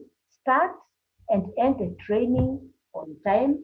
In the beginning, I told you we are starting at 8:30 and we shall end at 11:30, and that is exactly what uh, we shall do. Do not delay people unnecessarily. And that one should be set at the onset. Do not waste people's time because these are very busy people. They are professionals. They have their programs. So as a trainer, don't say you are not going to manage time. You must learn time management. And that is a skill. Because if as a trainer, you cannot manage time, you may need now some more trainings on how to manage time. You can time yourself. You can time you can tell someone to time, and also you look at your content, you look at your slides vis-a-vis the time. It is something which requires practice. But otherwise, if you cannot manage time, you'll be doing a lot of harm to your participants. Very, very important to start on time and to end on time. It is one of the good HR practices because you walk the talk. Don't blame you started late, there is this and that. Manage time and cover what you are supposed to cover within that time. And do not penalize the people who made the effort to be on time. In other words, we are saying there are people who are very conscious about time. If the training starts at 8:30, you find they are already there quarter to. There are others, because of some reasons which we may not know, who will come late. We are saying, for the sake of people who came earlier and those who kept time, do not punish them, saying we have started late because they were there. It's you now as a trainer to start with those people, even if they are how many, because I'm sure they know in advance the training will start at this particular time. And because you cannot judge and you cannot know why somebody was late, if at the starting point there were people, there is no reason why you should not start. Because unless now you agree when you are setting the ground rules, it's good to be fair to each and every one. Explain acronym. During the brainstorming, you are supposed to explain every acronym. If it is HIV, don't assume everyone knows what it means. So if you are using it in your presentation, first put the word HIV, then explain what it means in full. So that when you are repeating it throughout, your participants know. If you are using maybe KLB, it means Kenya Literature Bureau, for example. If you are using NACADA, don't assume everyone knows that is the authority dealing with alcoholism. Say it is National Agency for um, uh, drugs and all drug substance. Put it in full. Ensure short forms or initials are explained so that everyone is aware of what is being discussed. So if there are initials like AM, train, the trainer, ensure it is understood. Do not uh, assume because not everyone understands those. Use a warm-up activity.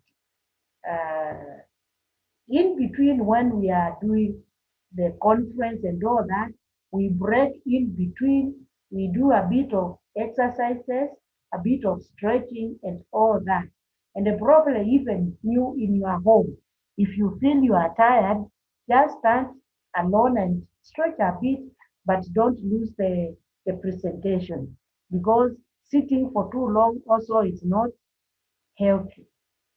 And as you do those warm-up activities, you are also jogging your mind, and it is part of um, ice breaking. And also, it brings people together, and you learn from one another. So we are saying, as you people as professionals come together, move your thinking from um, as, as Mary, John, Joshua, Luke, and all that as being part of a group. So you disengage yourself from your individualism and you become a social being.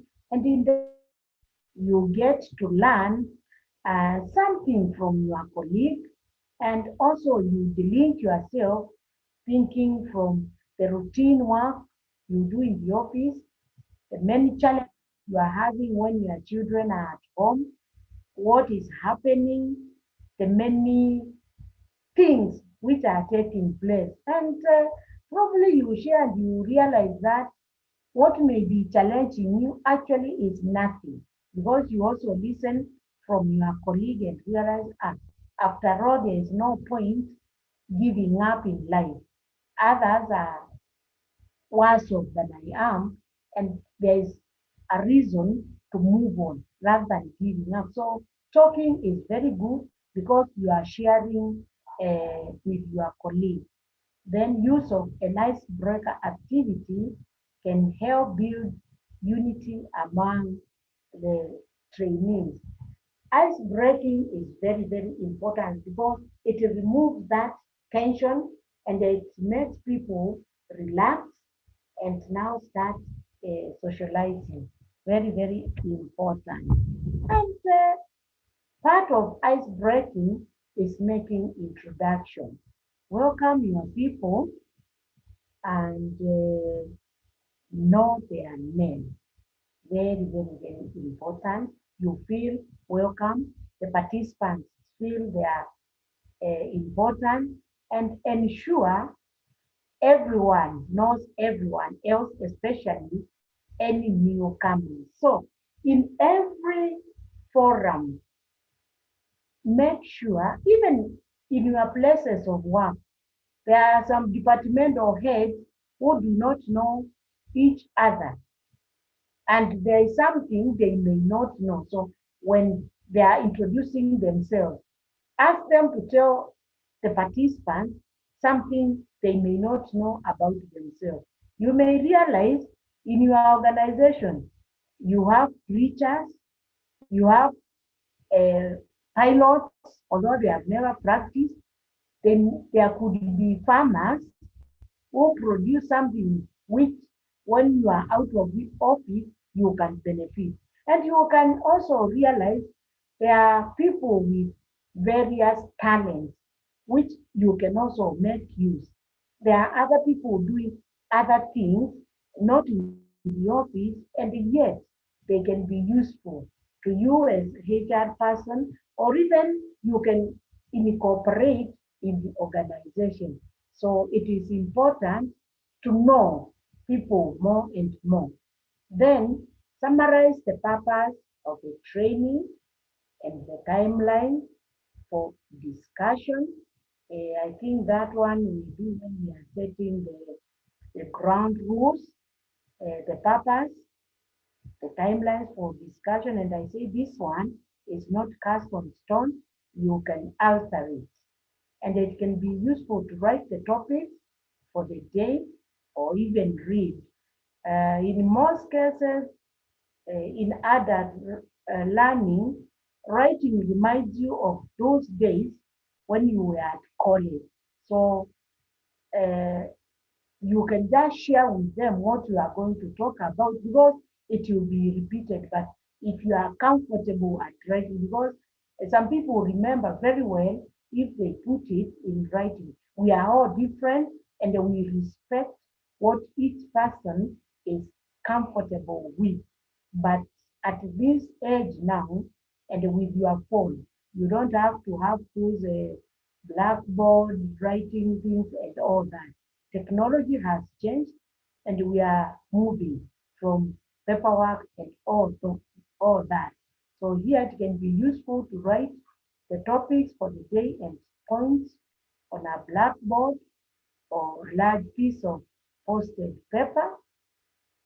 Of course, we are saying in our organization, there are people who are not yet computer savvy and still they may not be able to use their phone to write for purpose of that. And if that will make them comfortable, you should be able to note it on the blackboard or in a flip chart because we do not want to leave anyone. If one requests that, respect their their desire and let them feel part and parcel of the participant. Don't say you are in what era. We no longer put this in writing. Just have it put so that they are comfortable. But with the time, just let them get to know they can do it using their phone. But it is a process.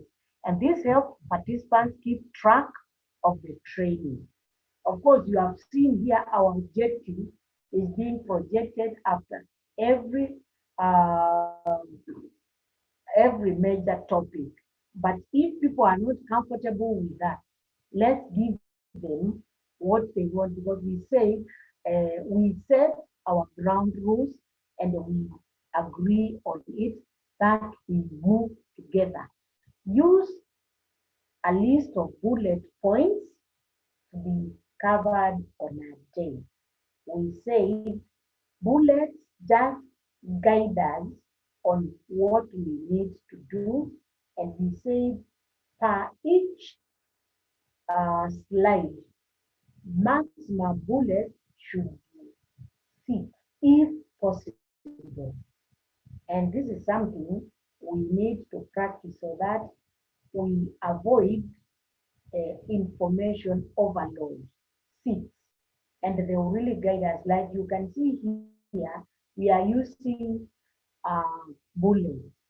And a bullet just guides you, because like if I get you to number 5, a bullet says make introduction. Okay. And we have not now written notes, because if now we were to write, we can write a lot about making introduction. But now that bullet will guide you as a trainer and expound on it a little bit, because here it's not a matter of uh, making notes and all that. And this also now explains you should know the topic, because if someone in the group asks you, what do you mean by make introduction? You see, if you do not know what introduction is all about, you can say, let's refer, and that one will answer later. And when you hear answering later, that's the end of it. So this bullet just guide you. You should have the information. And I said they should be 6 in every slide, not more than that. And they should be just brief and to the point, and then you expound on that. Make sure everyone who wants to speak is given the opportunity before anyone receives a second opportunity. This is what we were saying about adult literacy.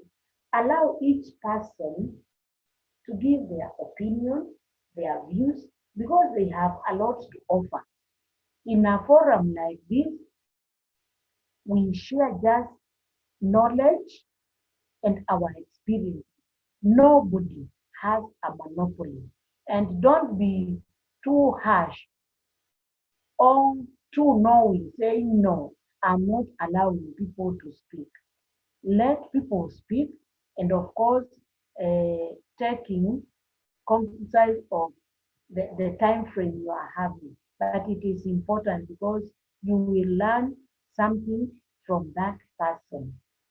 Don't be a dictator when you are training and say, I am the overall boss and I have said it. And even besides training, when you are having any kind of forum, if you are chairing a meeting, allow people to air their opinions. Let them just speak.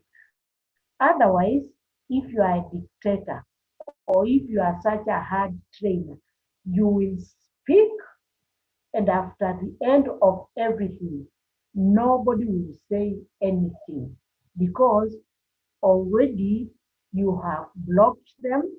And since you do not want to hear any comment or any opinion anyone, you'll be speaking alone. And that could be the most frustrating experience of any leader, whereby you are talking to people, you are asking for their opinion, no one is talking. You are asking for any feedback, no one is talking. Now you think you are excellent and perfect. That is a total failure. And the moment you address people or chair a meeting and no one speaks,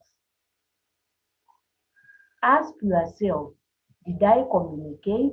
What went wrong? And you may have to go back and examine yourself. So you must be flexible, get people's opinion, let them air what they feel is moving on right and what is not right. And be receptive. Accept what they are saying. Whether you feel it is right or not right, give them that opportunity at least uh, to speak because you'll be moving with them. So, still during the training, encourage input from all participants. Give them an opportunity, float a point or something, and let them brainstorm also because you may not have all the answers. You are just guiding these people. So encourage input from the participants. What do you think? Because there are some things which are never taught in books and which you will never learn, but you learn from experience. For those of you who attended the HR symposium in Naivasha, and I can see some of them were there. Remember, we were discussing about HR issues, some things which are never taught. Somebody comes and says, my boss has told me to sack this particular employee. That is not somewhere which is taught anywhere on how to go about it. Now, you are HR, you are caught up in the middle of something which you don't know how to go about it. So, through the participation of the other people, you may have a clue on how to go about it because you cannot just sack somebody for no apparent reason because it has a lot of legal implication which can be very costly to your organization because you may sack this person, but if you've not followed the due procedure or you've omitted even the slightest comma, it can be costly. On the other hand, if you do not obey what your boss says you'll be accused of insubordination. And here you are. This is not anything you are taught in class. So, through the input of the participants, somebody may have experienced such a scenario. And through that, probably you get to know the answer and how to go and approach this boss who is telling you to sack this person because they don't want to see them. At the same time, you also protect your job. So encourage people to speak. They may have also ideas which you may not know because you cannot know everything and things happen differently in different organizations. So sometimes a few participants dominate the training discussion. Of course, we know there are some people who get so carried away. And if you float a certain topic, they will dominate the floor. They can talk, but uh, you are able as a trainer to control such people without hurting their ego, without shaming them, because also you need to take care of the time. And of course, there are people who will talk until they exhaust everything, but then control them. At the same time, there are others who may not be comfortable speaking in a group. Such people, if they are not, don't try to coerce and push them, especially the IT people, the accountants, they may not be so outspoken. You leave them with that. But others who are excited about particular encounter, about particular topic, try to control them, but in a very dignified manner that they don't feel you are cutting them short. You use now communication skills to appreciate them and then cut them in a very diplomatic way that they don't feel you are trying to undermine them or you don't appreciate what they are saying. So that's why it's important as a trainer to understand the people you are having in the training. And you need to carry each and every one of them without hurting their feelings. So as a trainer, you must ensure everyone's input and draw the quiet people into discussion. And I'll still remind you that you do not point people when training them. And if someone has a point, let them stand voluntarily. Don't even go to stand next to them because they may feel very uncomfortable. They may feel you are interfering with their space. So be careful how you handle such people. And for those who do not like talking, please do not coerce them or you just carry that mic and tell us this. That is not right.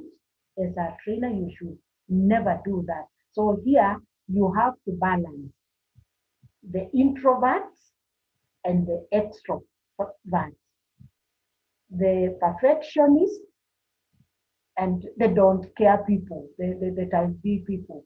So they are all your participants. Allow them to be who they are.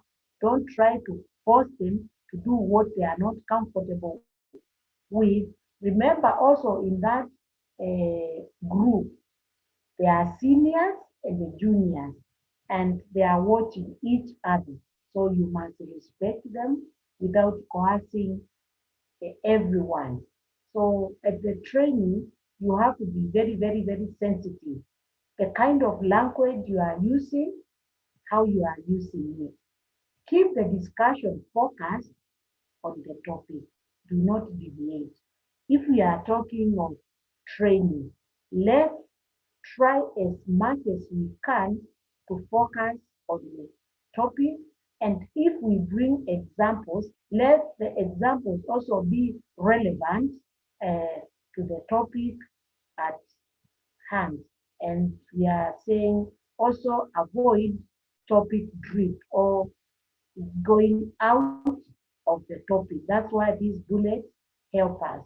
When participants add comments that are irrelevant to the training. Yes, you hear we are talking about training, and then a participant brings a totally different experience which may not be related. And in a polite way, ensure you bring that participant to discuss what we are discussing at that particular moment. And you don't put them off and tell them, you know, sir, this is not we are discussing at this time. Tell them, yes, I appreciate that, but for now, let's please focus on training and development. That way, the participant will know, yes, I'm bringing a topic which may not be relevant, and you ensure you maintain their dignity. Comments are usually interesting, but if pursued, the conversation drifts further from the objective. In other words, do not encourage that drifting or getting out of topic. I say in a diplomatic way, bring the participant to discuss a relevant topic without intimidating him or judging him. And then you'll be able to control. Remember, you are still the controller of this training. And if you allow unnecessary topics to be injected into this, you may lose the focus. Remember, we said training must be logical and consistent. When unrelated topics are raised, keep track of them on the flip chart or blackboard visible to everyone. Participants will realize that these ideas and concerns will not be lost and can be considered appropriate time in the session. In other words, we are saying if someone brings a topic which is not relevant to this can be actually discussed during break time, lunchtime, because it is an interest to that particular employee. It may not be of interest to the rest of participants. But now when you go out, you can revisit and tell them, I realize you were talking about this. How about it?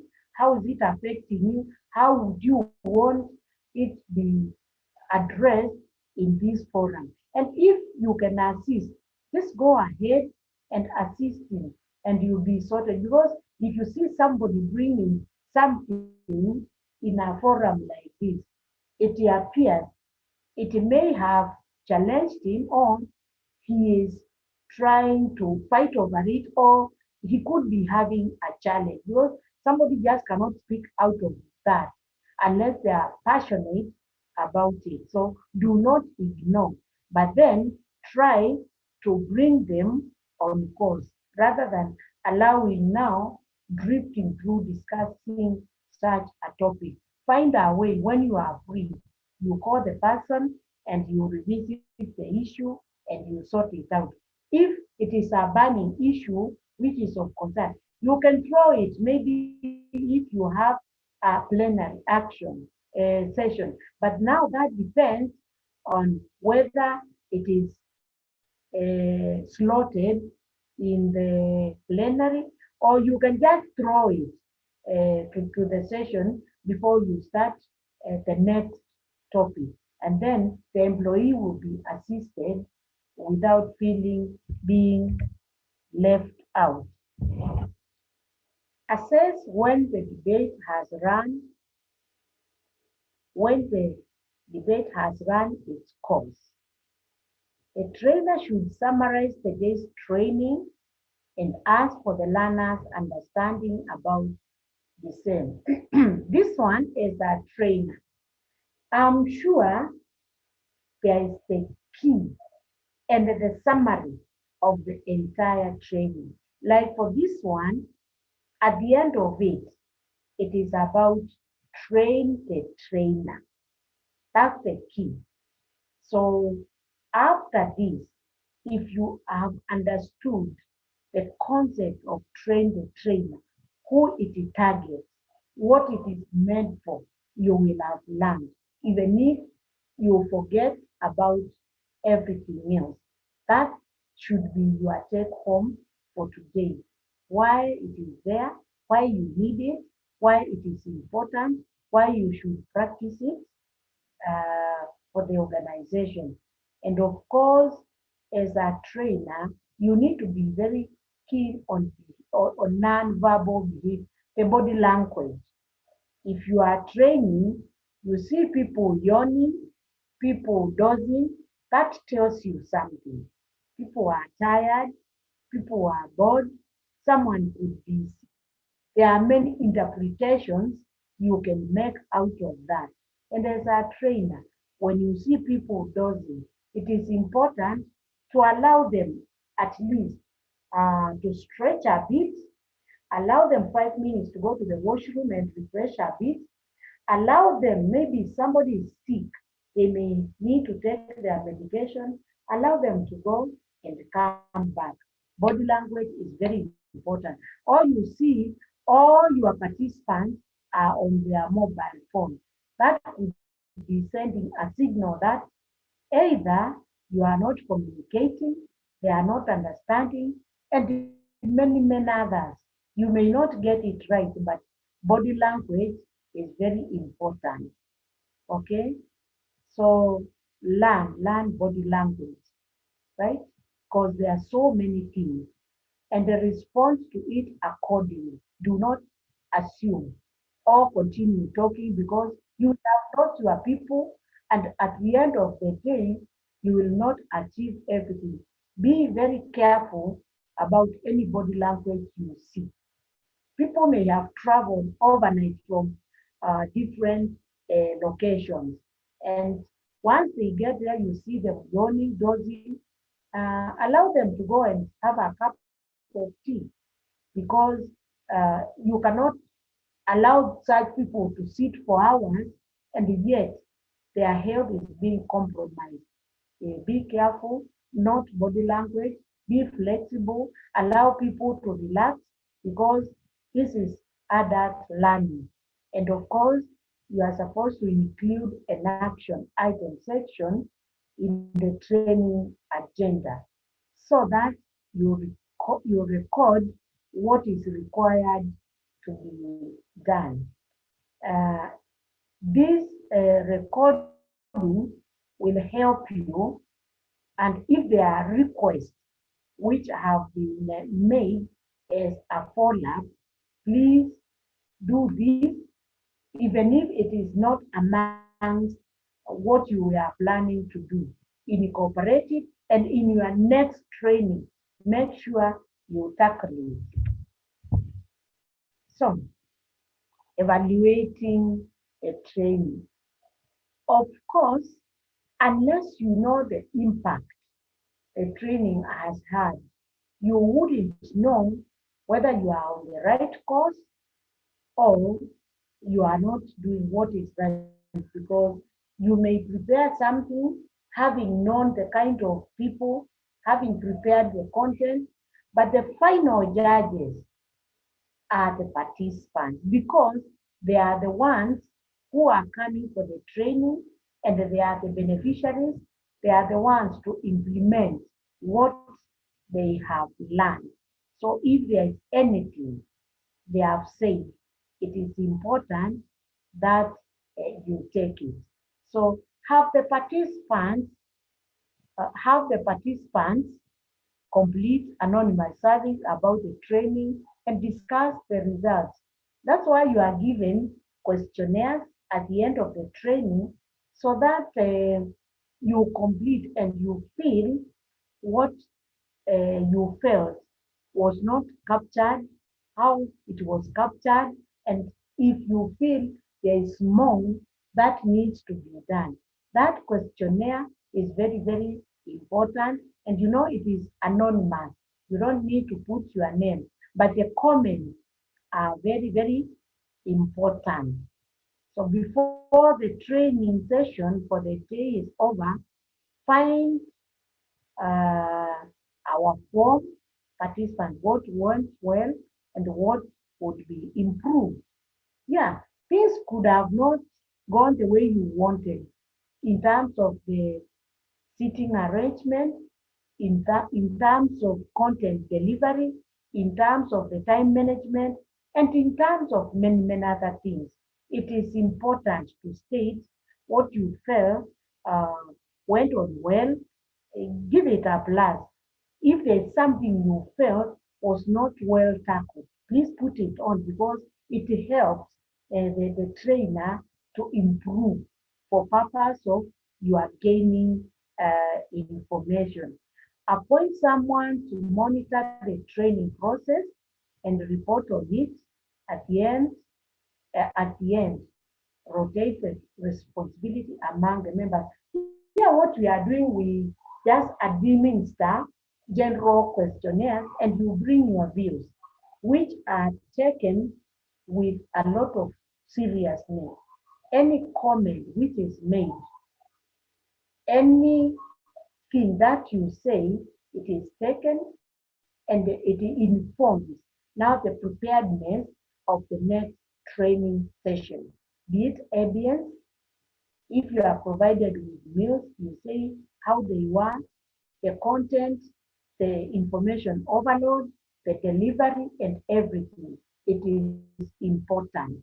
And as a trainer, you must have that evaluation to ensure your participants are comfortable. Where there is a gap, look at it with your team to ensure the issues raised are addressed. Using feedback is very, very important. And one way is having one-on-one with participants. You just call someone. Uh, we have taken you through this training on train the trainer as a person. What was your experience? How do you feel about it? Is there anything you would wish added to this? Or is there anything you felt was not appropriate at that particular moment? So that feedback is very important for any trainer. So here we are saying feedback is communication that as a trainer you give or you get. Because even as a trainer, you can also give feedback, especially if you've been contracted. For example, for consultants, you have to give feedback on how the participants are, what you notice. Are they keen participants? Are they tense? Do they respond? Because that could send an indication that your organization is very, very rigid. Were they able to open up to you? If they were not, that forms an opinion that the organization is run through a kind of dictatorial kind of leadership. And that's why employees are not open. And that's why they were not able to participate. So, as a trainer or as a trainee, that feedback is very important. And once you give it, the contracting organization will take it seriously and adjust accordingly. And feedback is very crucial in communication as it helps to have honest relationship between the trainer and the learner. That's why as a trainer, you are not supposed to be self-defensive. When you get something negative about you, take it positively to improve your training, either the training skill or the way you treat people or the way you conduct the training. Don't be self-defensive. Take it positively and take it from sincerity that this came up from a participant and we believe it was done with an honest mind, not trying to undermine anyone. So don't be annoyed or feel offended if something negative about your training has been given.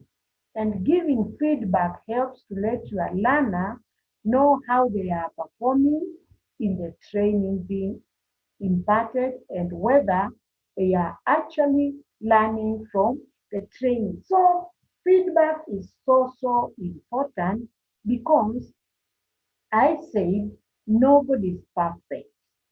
And that feedback will let the trainer or the training organization whether the participants are learning from the training. And that makes the organization now do adjustments. It's very, very important.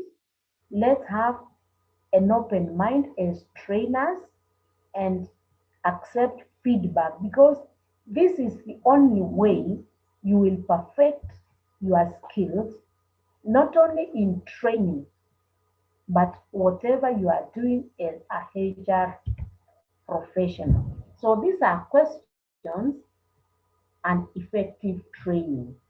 It is not only important to listen attentively, but it is equally important to to ask questions to your learners. Very important. Just ask them, how do you feel?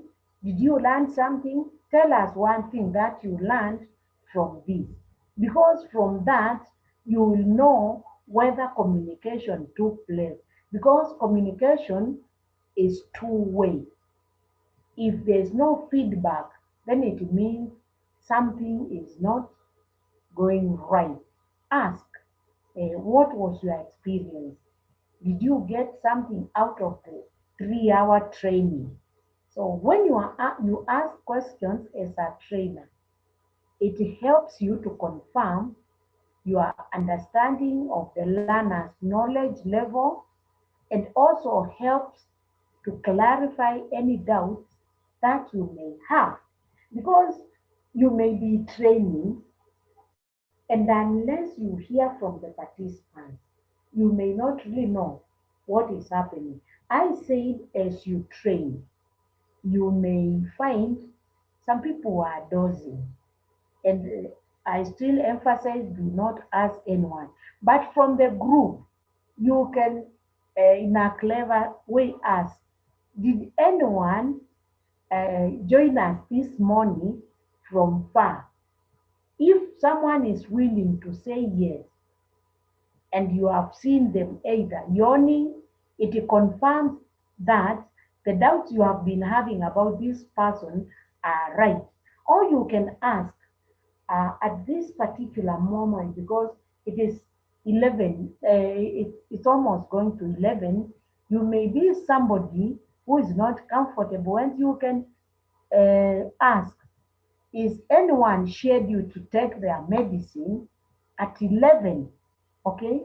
If somebody says yes, allow them. And now, since you've been doubting, this person is not comfortable, it clears your doubt that something is not okay.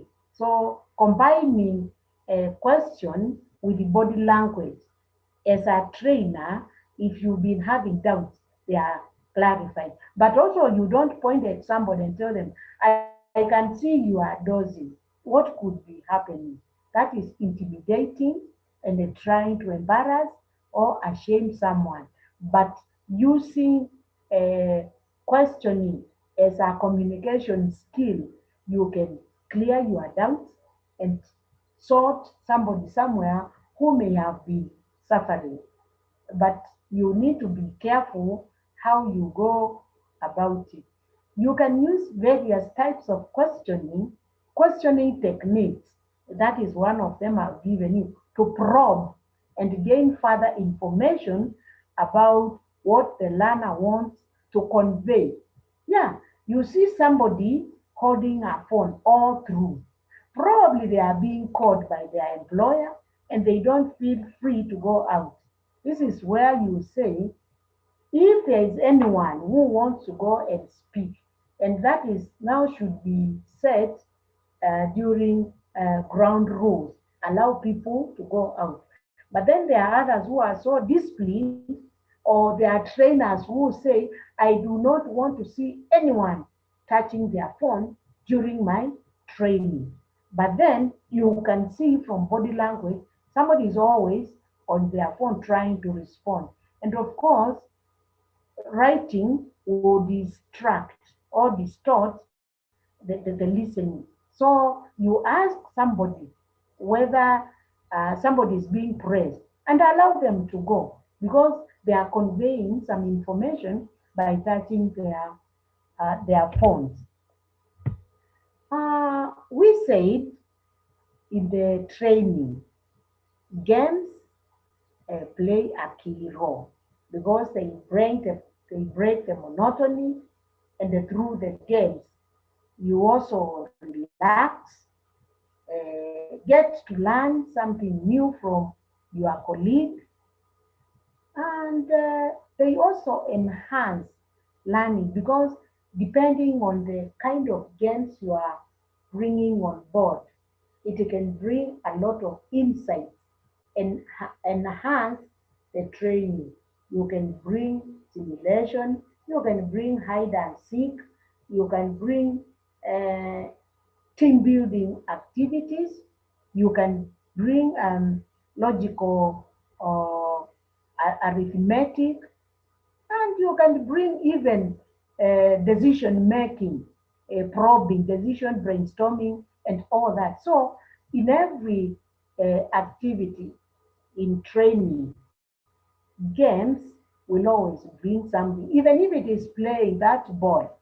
There is a technique you kick the ball, being careful not to hit the person next to you.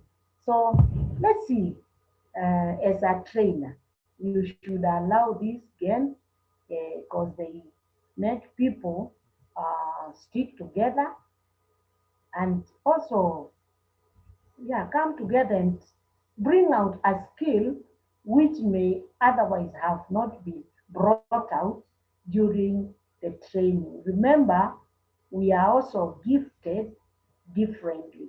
So activities and games help to make the communication effective between co-participants in a training. Everyone is clear about the objective and what is expected. So before you bring any game or activity, there's an objective we want to achieve. Like now, if there is a net put at the far end and you are now putting those sacks, we know the objective is whoever gets there first is the winner. So in the process, we try now to brainstorm, see the strategies, or if you are tied together and you are told to untie. Now there is the element of team working, brainstorming, and being now a strategic thinker. So out of it, we get something. And we are saying uh, games should be flexible enough and take into consideration the fact that we all come from different backgrounds. So, whatever games we are doing, remember we have diversity, we come from different cultures, and some games may be very offensive to some communities. And I want to give you a very good example. We have this eating competition, and we know, and now if it is eating, we may bring some food which may be offensive to other people. Like I know the Muslim faith does not condone sausages, okay? So if we know that, we ensure in that game, that activity, we do not bring such lest we offend participants who do not participate in such kind of food. We also know in other communities, there are some people who dress in a particular way. So if we are bringing activity of trying to bring the Miss CHRP or Mister, we look at the dress code, and if we are giving participants, we know who to give, because there are some people who are not allowed to expose their bodies by their culture. So we be sensitive when we are bringing this. There are others, if we are bringing activities to do with the dances, with the dancing, there are some people who will never dance another song apart from a certain kind of a song. So we know the kind of music. So different backgrounds will require we bring different activities. And also in terms of uh, calculations, logics, and all that, there are some people who don't like numbers. So when you are bringing calculations, know who to bring on board and the kind of team. So that you don't tell me I start doing addition using my uh, phone, doing additions, calculation, or doing it mentally. If that makes me feel intimidated, avoid it. So group also people according to their backgrounds and get to know what they can do. So in activities, also be careful. There are people who don't like jumping, so don't dare tell them to run because they are not comfortable with that, right? Games and activities in training. And sometimes these games also, they make people relax as a way of breaking the ice. They act as ice breakers. Okay, so we are saying know your people. There are other people who cannot shake like this one. So telling people to hold hands, it could be a taboo and you may be interfering. So be careful where people come from.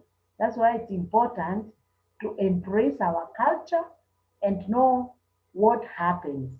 So you cannot work in a group and learn with someone you don't know. Understand them, their likes, their dislikes, what they respect, and respect that. If they tell you, I'm not comfortable with this exercise, remove them from that group, take them to where they are comfortable. Don't force them and say, I have said since I am this, right? I want to take you to when those who attended a SCHRP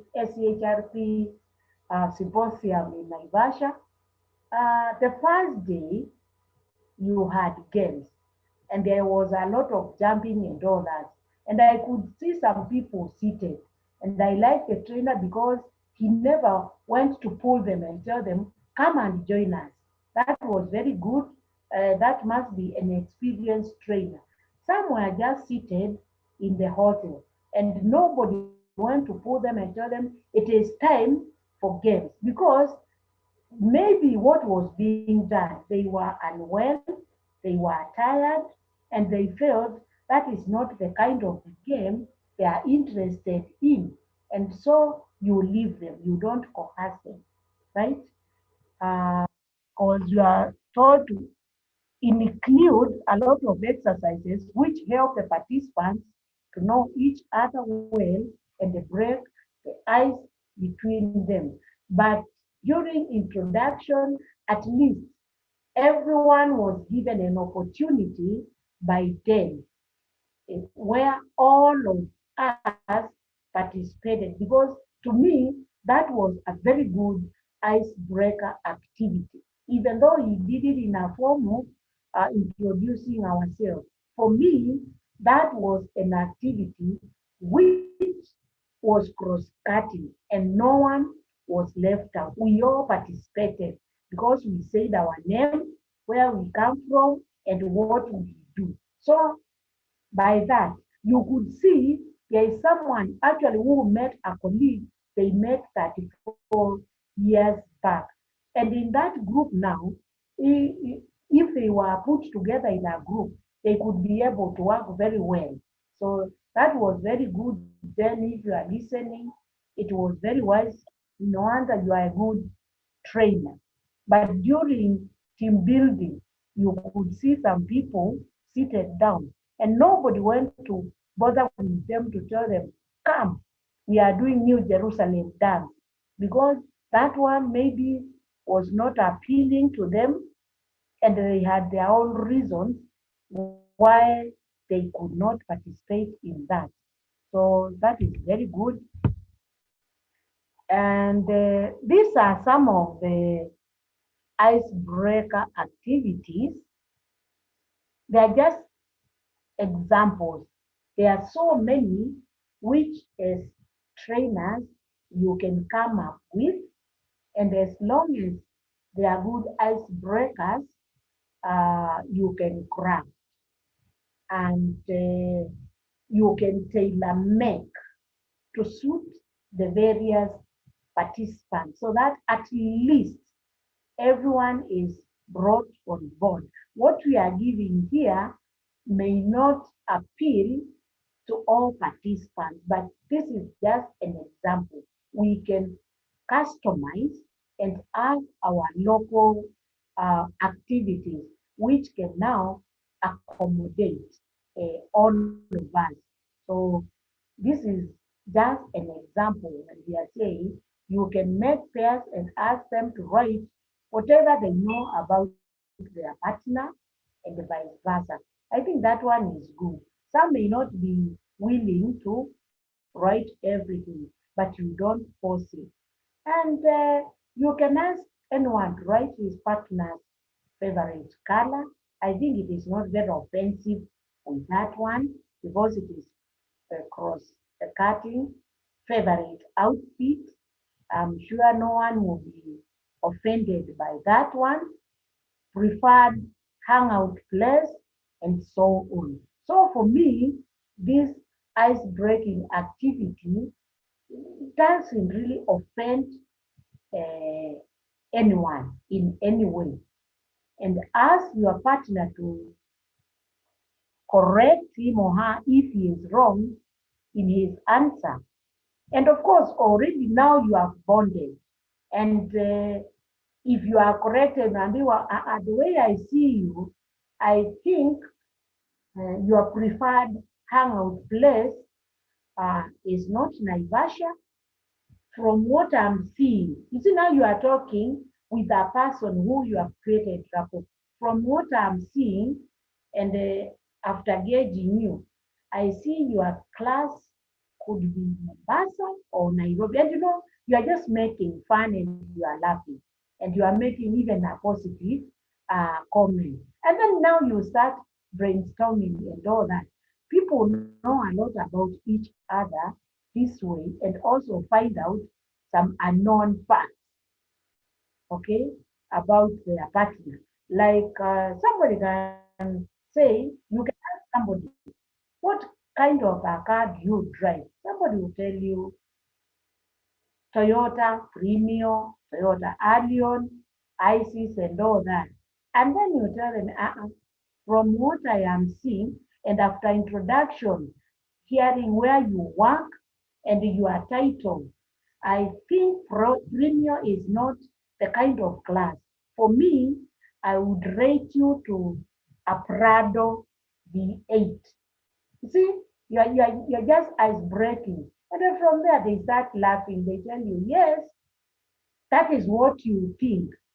But my priority now is Toyota Premium because I'm having this. And you just get to learn about people. Okay? As a trainee to give their introduction one by one, the team has completed this activity. This is exactly what we did on the third day of our training. And Jen did this one very, very, very well because each and everyone had to speak, tell us their name and all that. And we made conclusions and we did a lot of network. And we got to know who is working there, who has what who is holding whichever portfolio. And then by the time we closed, we had made a lot of friends, we had made contacts, we had done networks, and when we meet next year, we'll be now meeting as friends and colleagues because we've already known. So these games and activities are a good way of knowing one another for future continuity. Always celebrate and appreciate an achievement, and I'm sure we did that during our introduction, what they have achieved. We had a lot of information from the army, from the police, from private sector, from multinationals, from the government, and from all sectors. And I'm sure we all appreciated because it was a wealth of information and learning experience from that training. So even you, as you train, appreciate all those great achievements. And if there's anything you can learn from that, get to know how they have reached there, the challenges, and how they overcame. Celebrations are significant as they are a means of demonstrating that as a trainer, you are concerned about the learner's success and achievement. And I think the CEO of SESRP is good at this. You could tell us after or before he or she after he was introducing a certain uh, trainee, he could talk a lot about that participant. He could talk about what contribution that participant has done. You could hear him saying the success. One of them was the deputy director. He talked so well and the great achievement of another participant who he said she's so kind and without her, the organization cannot. So he talked a lot about the success and the great achievement of the participants who were in Naivasha. And that came out very well.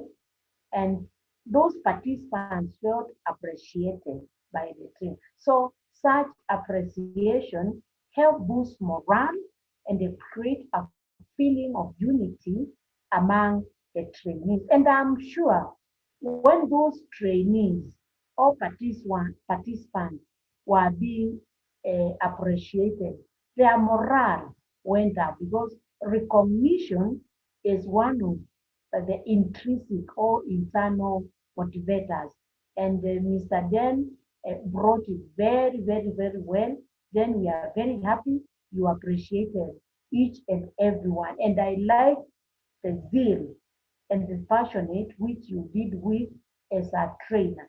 That is something as trainers we all need to pick from Jen because he is talented in some. And you could see he knew them even by their name, where they come from, who was the group leader, what they are doing, and that was nice.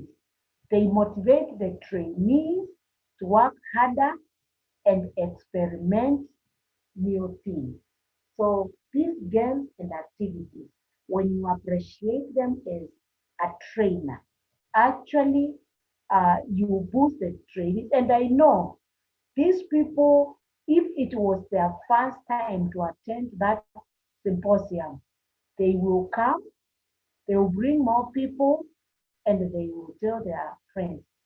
Many symposiums or trainings do not know this secret because after the training, nobody bothers to know and appreciate you. And once you have given that paycheck or that payment, that's the end of it. And you are told, see you next time.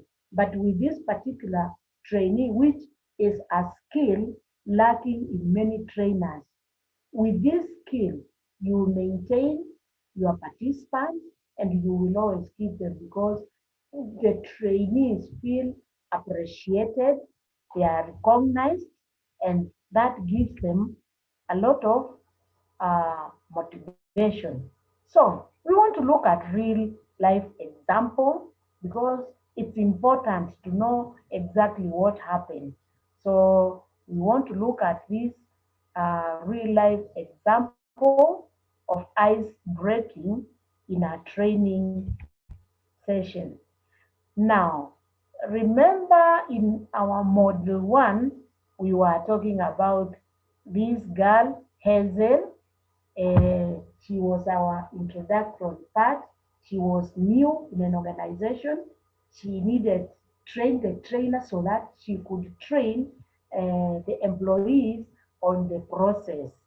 So this girl is a voice and arts and trainer in this organization. And this organization, we are told what it provides. And we are told this organization, it could be your organization, just put the name of your organization, has a dedicated customer service. We say the customer is very important and cause centers to various concerns and queries of customers.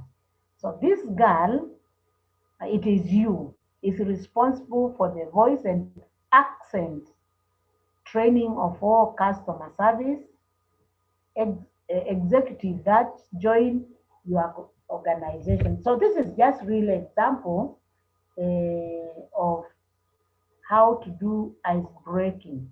So one of the first things that this girl does on the first day of the training session is to conduct a small icebreaker session. So this is how she does it.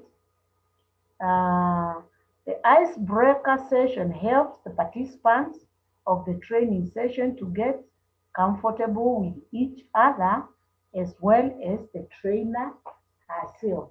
In other words, in our training, we are saying we can only move together if we understand one another and we create that rapport.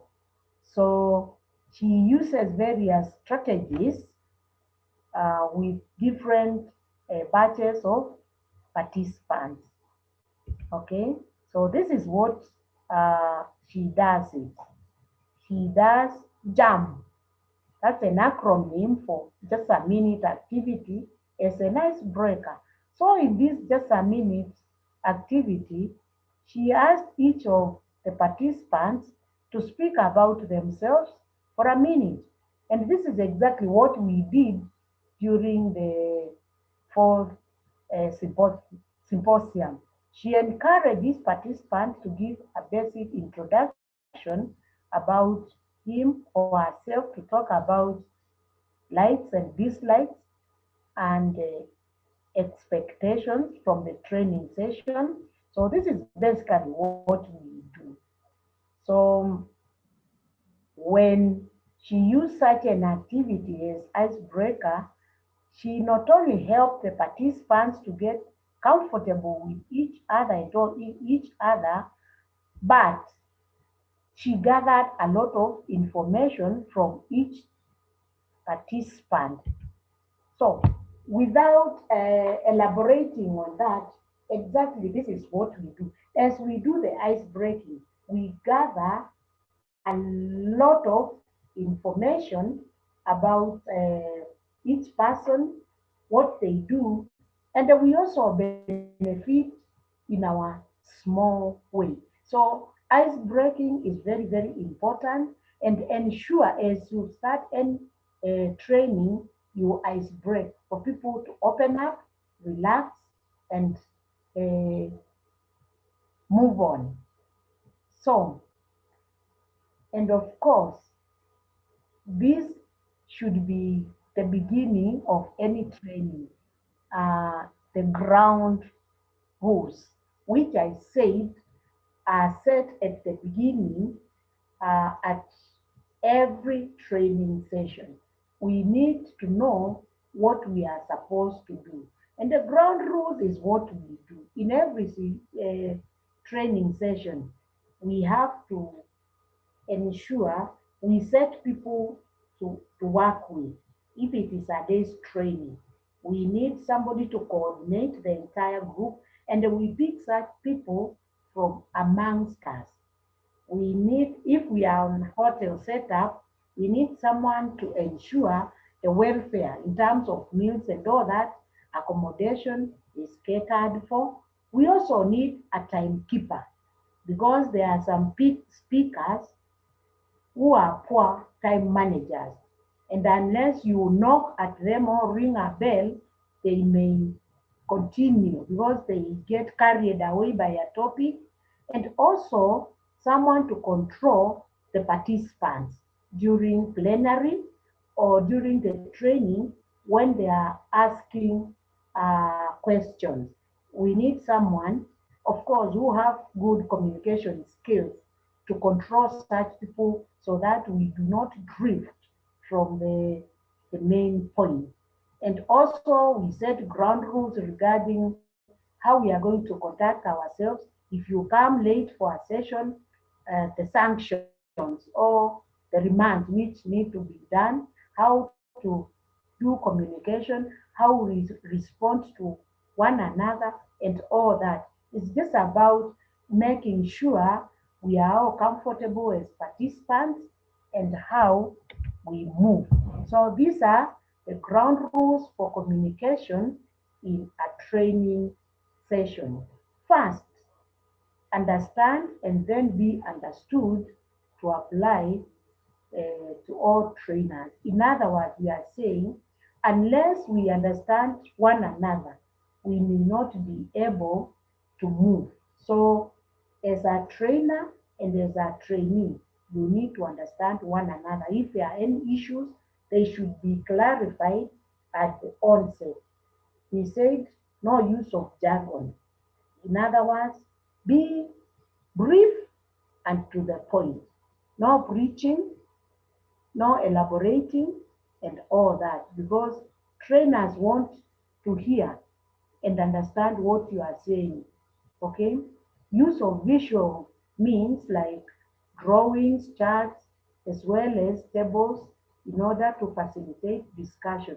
If you have to project something we said, use well understood diagrams whereby anyone can interpret using their knowledge without assistance of any other person. And of course, keep discussion on track. We've said, be logical, be consistent, and don't deviate or drift from the topic. Whichever discussion, let it be based and rotate within the topic at hand. And do not issue orders or commands to any of the trainees. I said these are grown-ups. They don't need to be micromanaged. Don't be dictatorial. Treat them with a lot of courtesy and dignity. You are not a commander, but you are only a facilitator dealing with learned people who have brains, who have their dignity to be protected, and who need their professionalism protected as well. So don't go commanding people, okay? Never warn or threaten any of the trainees. There are some trainers who say, if you behave like this, I'm going to chuck you out of my training. These are not children. Treat them with a lot of respect and dignity, and constitutionally, they need that protection from you. And never respond with sarcasm to any of the trainers. So don't mock them or be sarcastic. Say, I thought you are like this and that. No, be professional. Even if somebody is behaving in whichever way, you need to manage your emotional intelligence. Do not demean anyone and let people have their low esteem by being sarcastic. And that is, do not go preaching what you know, quoting all the Bible or Quran verses you know, and now you start converting people to your faith. It is not a preaching session. When that time comes, go to the right place. But if there is anything that could be relevant, related to what you are doing, once in a while, just quote, but not belabor on it. Just give as an example. And do not assume. I said, don't assume people think the way you do. Let it come from the people themselves. Okay? Never judge or label anyone. Never judge. I said when you see someone dozing, don't assume they are bored. Someone could be sick. Someone may have traveled. They could be having a serious disease. So never assume unless you hear from the horse's mouth. And at this juncture, it's 11:30. I wish to stop there. Thank you for your being patient. I know even though you have not said anything, you have participated because by you are sitting there, it means you are active. I want to welcome any comment, contribution, concern, clarity, or anything which may not have been clear before we close. So this is an open forum for anyone for any clarification.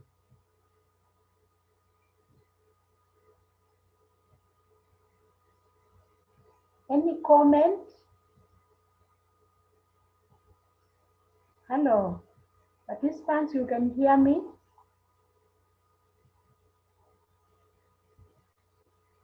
Hello.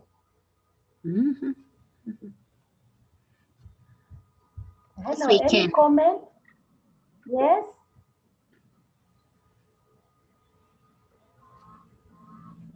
Hello. Yes, we can hear you. We can hear you. Okay, I'm requesting for hear. any comment, feedback, clarification, or anything that may not have been clear.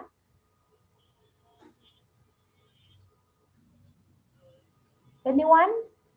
Yes. What? Can I say a word? Yes, please. Yeah, Mwalimu. I want to appreciate it because this is not the first session I've attended with you. You are usually very detailed and clear. I just wanted to appreciate. Thank you. Thank you very much. I take it very kind and positively. Thank you. Another comment? Mine too is to thank you for the way you've taken us through the 3 hours session. So we have really learned a lot. Thank you. Thank you for your comments. Anybody else? I can also say something. Yes, please. Yeah, Mwalimu, you've given us a well-detailed training. I'm sure I'm a trainer in my own way, but I'm better off from learning from what you've told us. A few mistakes that I've been doing now, I know what not to do. Thank you very much. The other one is, are we going to get notes? I'm not sure I had this in the beginning. Kindly, thank you. Thank you for your kind comment, and you are a good learner, and I'm sure you go very far. I assure you, you will get this presentation through then. So it is in order you will have it. Thank you. Another comment? I would also say I've appreciated, and I know this is the second module, so the third module is on 28th. Okay, thank you. The next module will be on Saturday, same time. And I hope you find time to log in. I hope so too, because I've now understood what it is, trainer, being my first coursework to attend. Thank you so much for the good presentation. Thank you for the kind comment. Another comment before we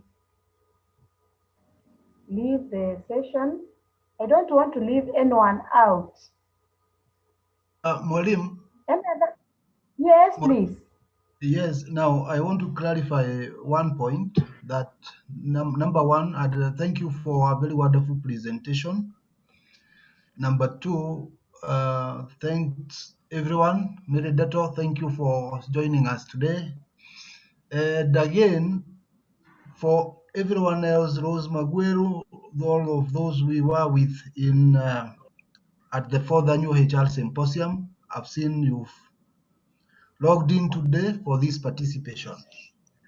One clarification is that all our notes are available on our website. That is our e-learning portal, achlp.org. If you can check my latest chat, I've put that information there. The notes and the video for this particular training has already been uploaded on the website. So For you to have access, you need to make your payment if you had not done so. The payment details are indicated there. Our pay bill number is 850-313, and the account number is your ID number. If you pay 3,000, you'll be able to select module 1, module 2, and module 3. You'll be able to access the notes for module 1, the video for module 1, and the certificate for module 1. And for avoidance of doubt, you'll also be able to acquire your CPD point for module 1. So, and when you have your notes in your portal, this is like, it's like pay as you access after payment. Once you've done that, you'll be able to have the notes with you for as long as it takes, because they now become your notes. So having said that, I would hand over the mic back to Agnes to continue with the plenary or receiving questions and clarifications. I wanted to interject on that particular point. Thank you. Thank you, Dan, for that clarification, and we appreciate. So back to our participants. Anyone else who would want anything clarified or any comment made? Agnes, Mwalimu, thank you very much.